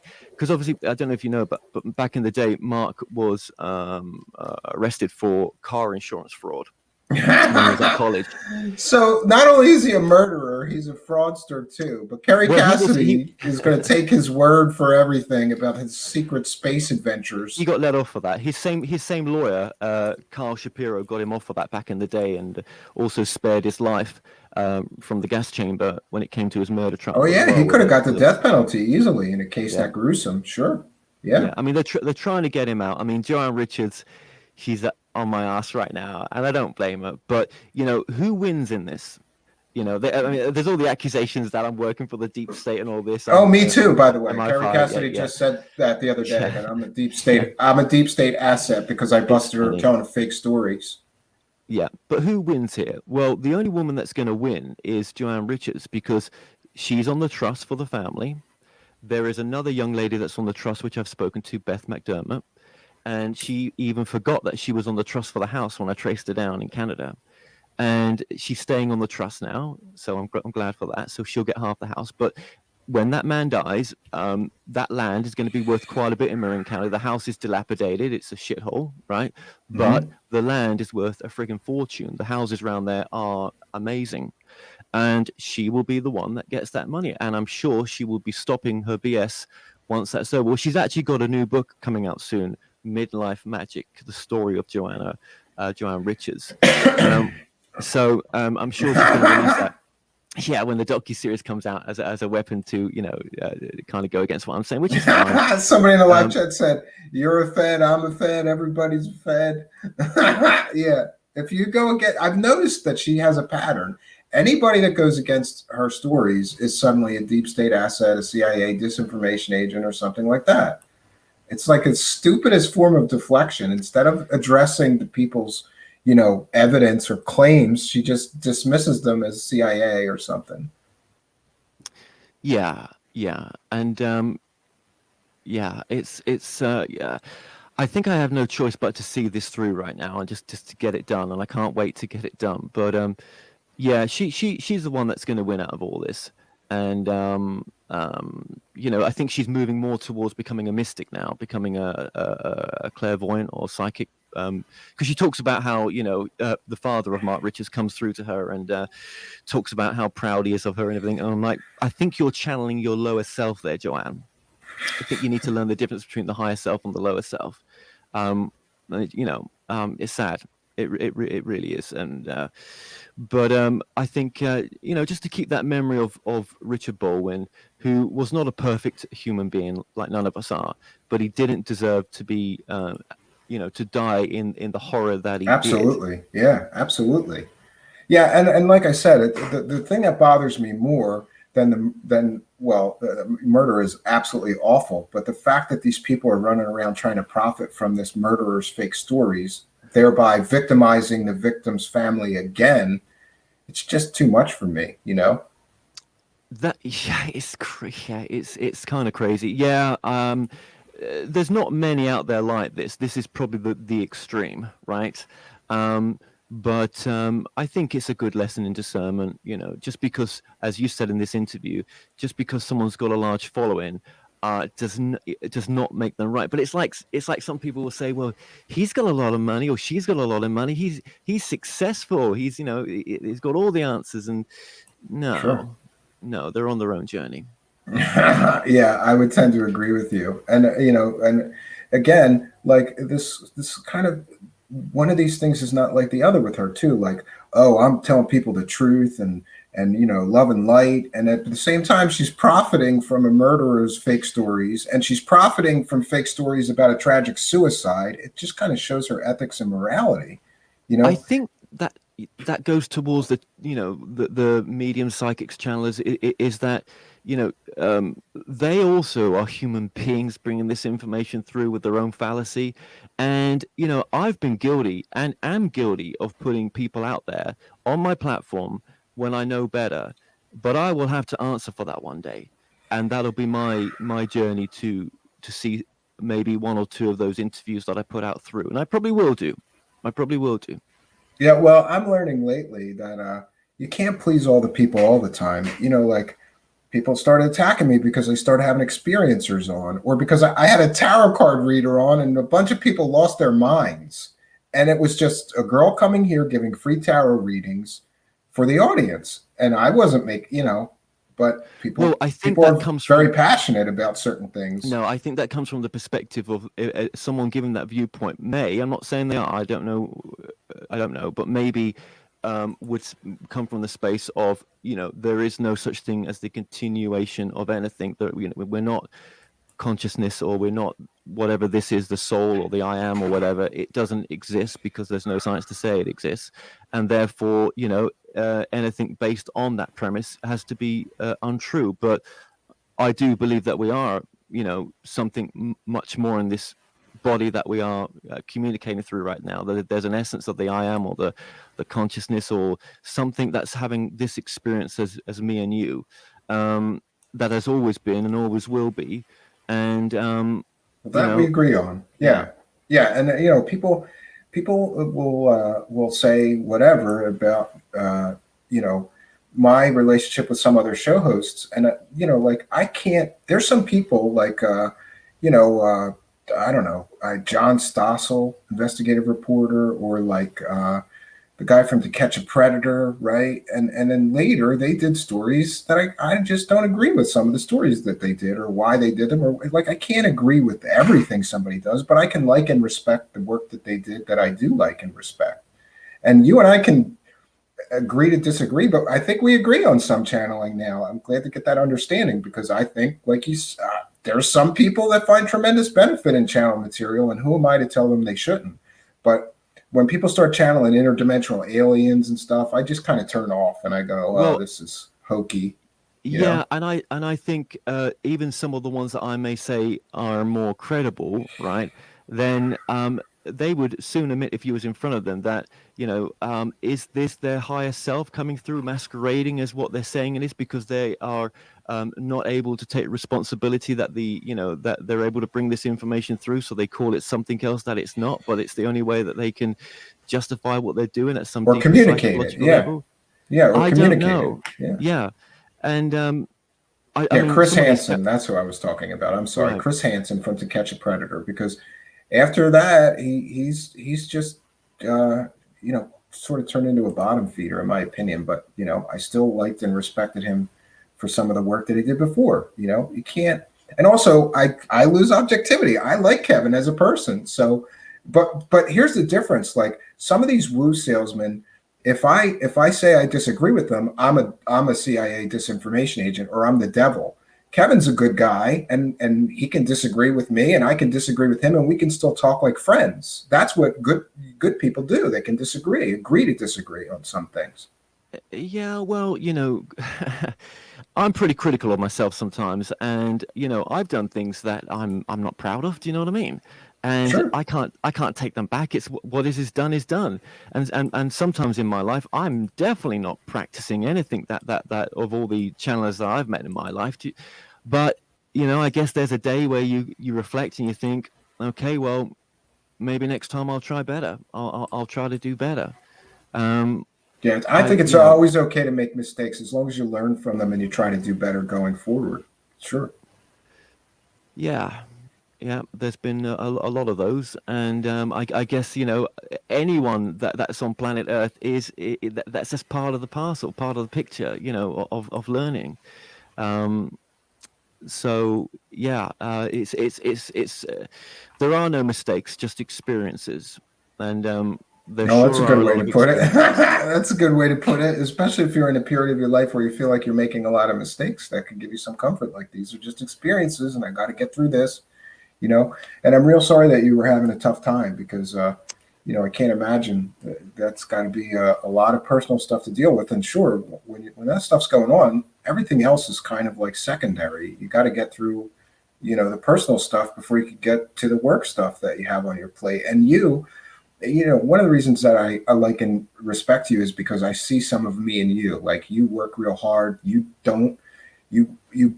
uncover every rock, stone. You don't leave any stone unturned. You go down and you follow every lead down like a bulldog, like an English bulldog. So I see some of that. I'm kind of like that. So Well, I didn't initially do this by myself, so I'm not going to say all this was me. Do you know what I mean? There was a team, and I was working with people, which I'm no longer working with, and I don't take credit for it all at all.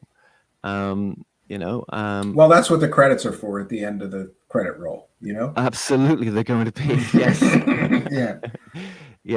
Yes, and yeah, there's a lot to this story, and maybe one day I'll tell my personal story of why I've got to this point right now.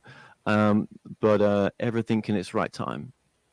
Great. Well, I can't tell you how happy I am that you jumped on here to give us a little bit of an update. Thank you for, giving us some of your time.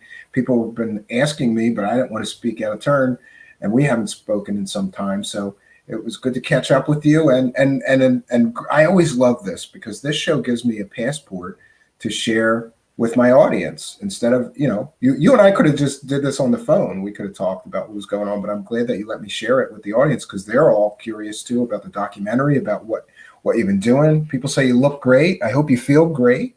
And I wish you the best of success going forward with this project and every one you do. Yeah, I think I'll always have the channeling in the background and the psychics and all that kind of stuff. I don't think I'll leave it.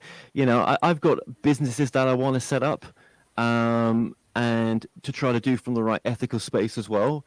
And I know I'm always going to get a load of shit for that, but it's my life. And when I'm dead, who's gonna care? Yeah. A mentor of mine once told me that when you make a mistake or you're having a tough time, or anything that you think is a huge tragedy, just always bear in mind that someday you're going to die. And this little thing that just happened is not a big deal when you consider. Well, that's a good point. I know we're supposed to be going there, but that's a good point. Is that we've all got that common thing in we're all gonna pass. We're not taking our underwear. We ain't taking our assets. We take F all with us. So if we're all going to go to that on that journey, I think that's also what drove me to want to explore the alternative as well. It's like, well, where are we going? Where have we come from? And what is in that space to, like I said before, like a broken record, to help this present moment more. But that's just my take on it. It doesn't have to be anyone else's. Sure. And we're all just seeking and learning and finding our own path, right? That's what we're here for. Apparently. Among other things. Yeah, and to be kind to each other as well. I think. I mean, am I being kind in making this docu-series? No, this has been boxing gloves on, YouTube fight. You know what I mean? Almost, it's going to get to that point as well. But sometimes that's just what happens when you do make these choices with free will, right? Am I preaching what I'm saying by doing a documentary like this? God, it's a fine line. No, and I know how taxing it can be, because this stuff gets emotional, especially you're dealing with this tragic murder, and it gets emotional, and it takes so much energy to follow up all these leads and to to Kevin's credit, he does a better job than me because I'm a little bit travel restricted, so I do most things by telephone. But you're actually getting on planes and flying places and driving Back in the places. day. Yeah. Yeah, back in the day. Yeah. Would there be another documentary? I don't know. I heard from a friend I don't know. who made a really good documentary, and I asked him, "Are you starting on a new one?" And he said, "I don't know because the first one almost killed me."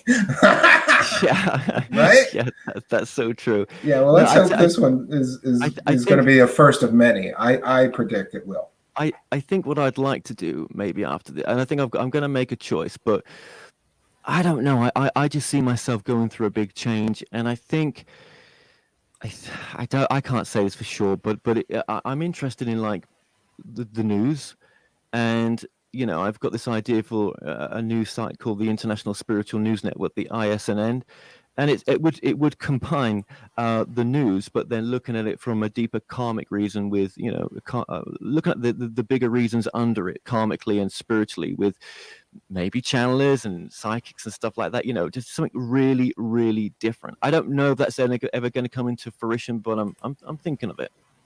Yeah, well, good for you. I wish you the best of success, and thank you so much for doing You this. I too. really, really appreciate it. This was an unexpected surprise for me Appreciate today. Thank you very much. I'm going to throw you out of here and do a quick wrap up. I appreciate your time. Thank you, everyone. All right, thanks, Mr. Kevin Moore. Thank you. All right, friends. So, boy, what can I say? What a big surprise. I always wanted to get Mr. Moore on my show and talk to him a bit more about this stuff. I want to remind all of our audio listeners, if you're listening in audio podcast land, we broadcast live on Twitch, YouTube, and Facebook Live. And there's a live chat. You too can participate in the discussion like we do here every live show. I want to give some time and attention to the live chat. So if you have any questions or comments for me, please put them in all capital letters.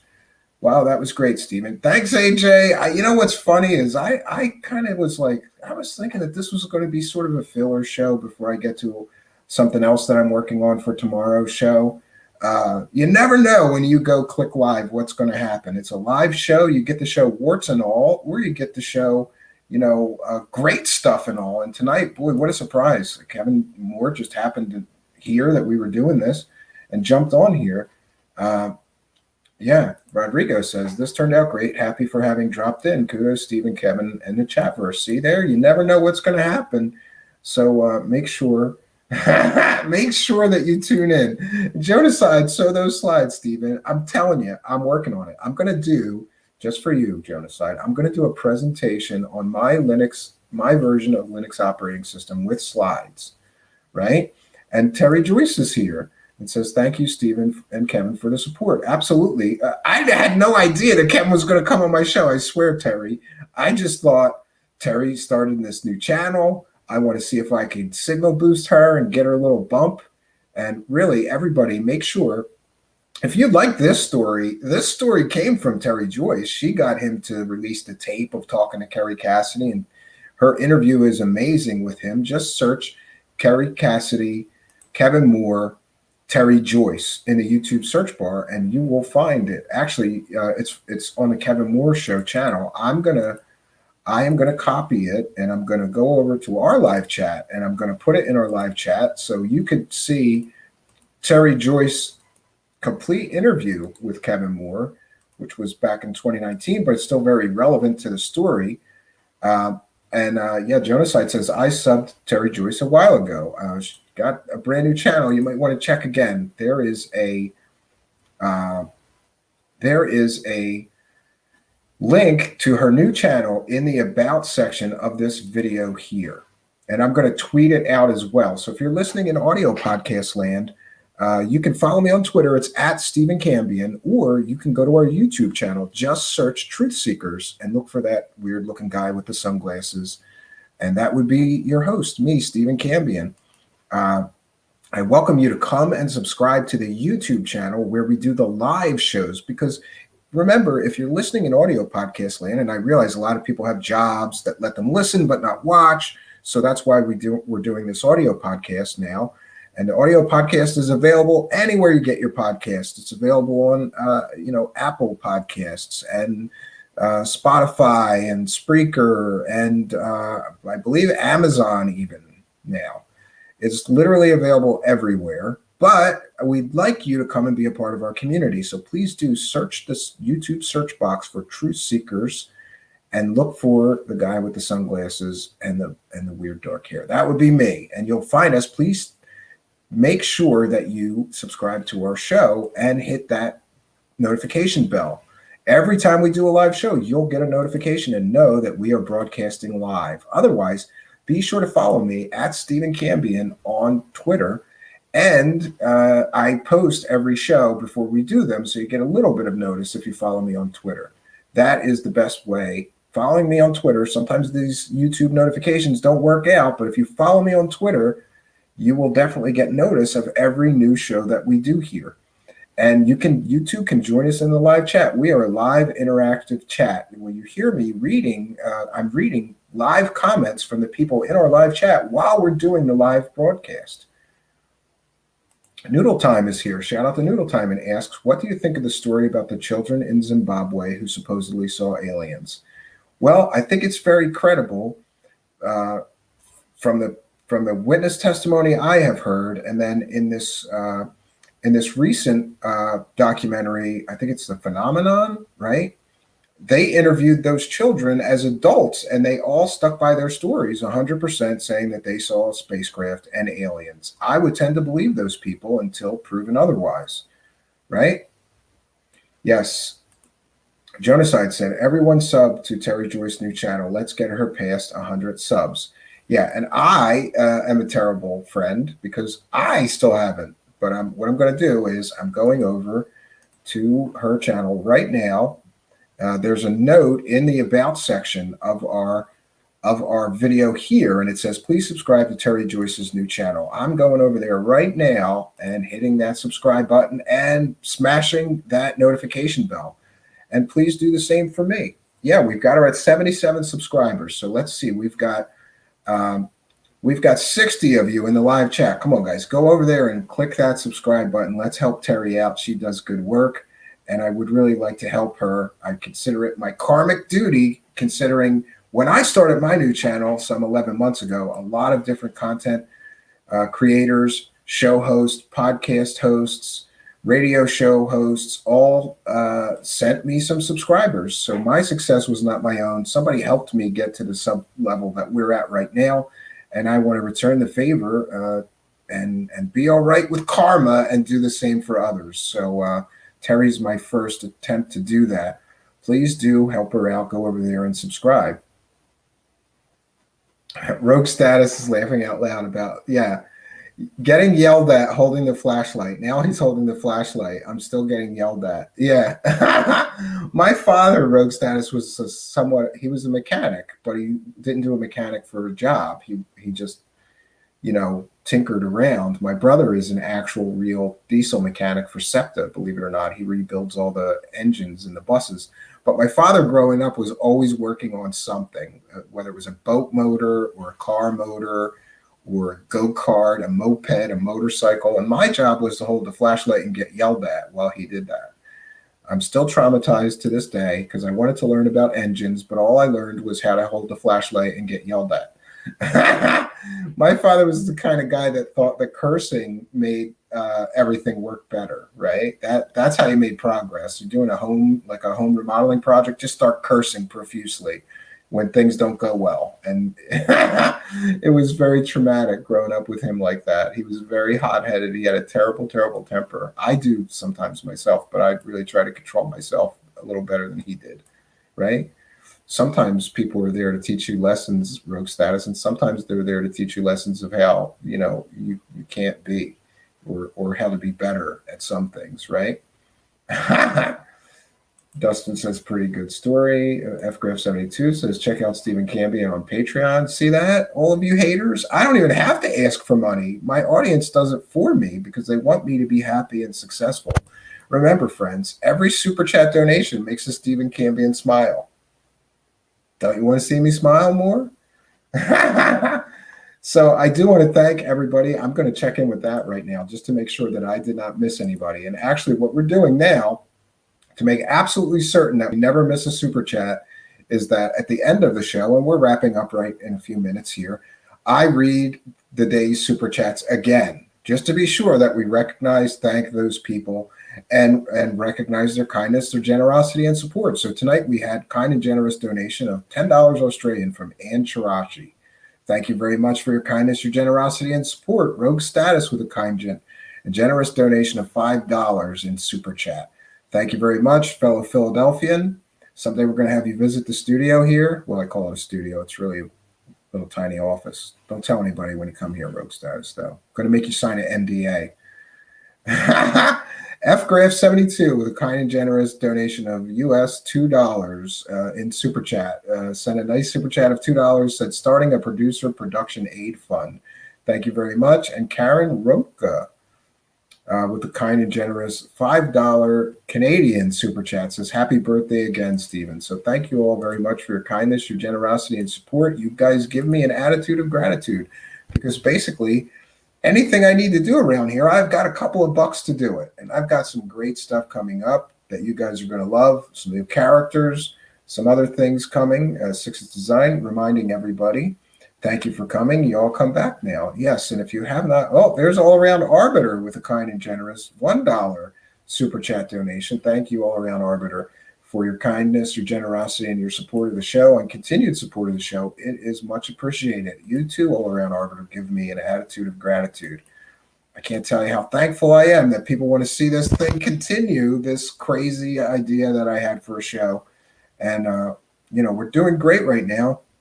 Not only are we broadcasting live on Facebook, YouTube, and Twitch, we are also shooting our podcast out. As soon as the live show ends, I upload the audio and it goes out to some 14 different audio podcast networks. So we are literally everywhere now. Somebody sent me this graphic. I'm going to share it, but not today because I don't remember exactly where it is. I saved it. But it has our Truthseekers show logo, and it's probably bad timing for this slogan, but they put spreading like a virus. It's not good timing for that slogan, but it's true. We're now on these 3 platforms live and 14 different audio podcast distribution networks, which, by the way, somebody mentioned to me that there's commercials in them, but I listened to an entire podcast, a 2+ hour podcast, and there wasn't that many commercials, much less than other people's, and I really can't. I have very little control also. If you don't like an advertiser, I apologize. I have no control over that. There is an on and an off. I cannot exclude different advertisers, although I can somewhat in YouTube, but we don't do the ads in YouTube. There is simply, I don't think there's enough money in the YouTube ads at our level of viewership. So I've decided to keep the YouTube ads off for now, but I am working on a subscription, a YouTube subscription. You could be membership. So you could be a YouTube Truthseekers member soon, but we're working that out. It'll be ready shortly. But I would have that done, but I'm too busy working on slides for Jonaside, so everybody could thank him, right? Everybody could thank him. Everybody could thank him for why I don't have time to get the memberships done, right? And I'm also working on a T-shirt shop so people can buy T-shirts and support the show. Lots of great things coming. A lot of great guests coming up. We've got Michael Schratt coming up. And boy, wow, what a great show tonight. I want to thank him again for Kevin Moore. Of the Kevin Moore Show fame, jumping on as a surprise guest. That was my favorite surprise guest ever, right? So I want to thank each and every one of you for coming here. I want to remind everybody, once again, if you're in audio podcast land, please go to YouTube, go to the search box, search for Truthseekers. Look for the guy with the sunglasses. That would be me, Stephen Cambion. Come here, subscribe, hit the notification bell. And also, just to remind everybody, please do, if you're watching on YouTube right now or you're watching a replay, please do like, comment, and share these videos. It really does help. Every bit of interaction, if you just post a nice show as a reply to the video, raises us in the search engines, and helps more people find our show. And certainly that is beneficial to our show. If you're feeling generous, there are links in the About section or in the description of this video for how you can support us on Patreon or PayPal. I want to thank each and every one of you for joining us. I'm always happy, friends, always happy when there's an audience. And I got to tell you, I think tonight we had our best numbers ever. We had 70-something people in the live chat. Best numbers. And that's probably due to the Kevin Moore bump. So see, look, karma. I did this show tonight to try to get Tere Joyce a bump. And meanwhile, here comes Kevin Moore on my show to give me a bump up in numbers tonight. It's nice. I feel good karmically about tonight.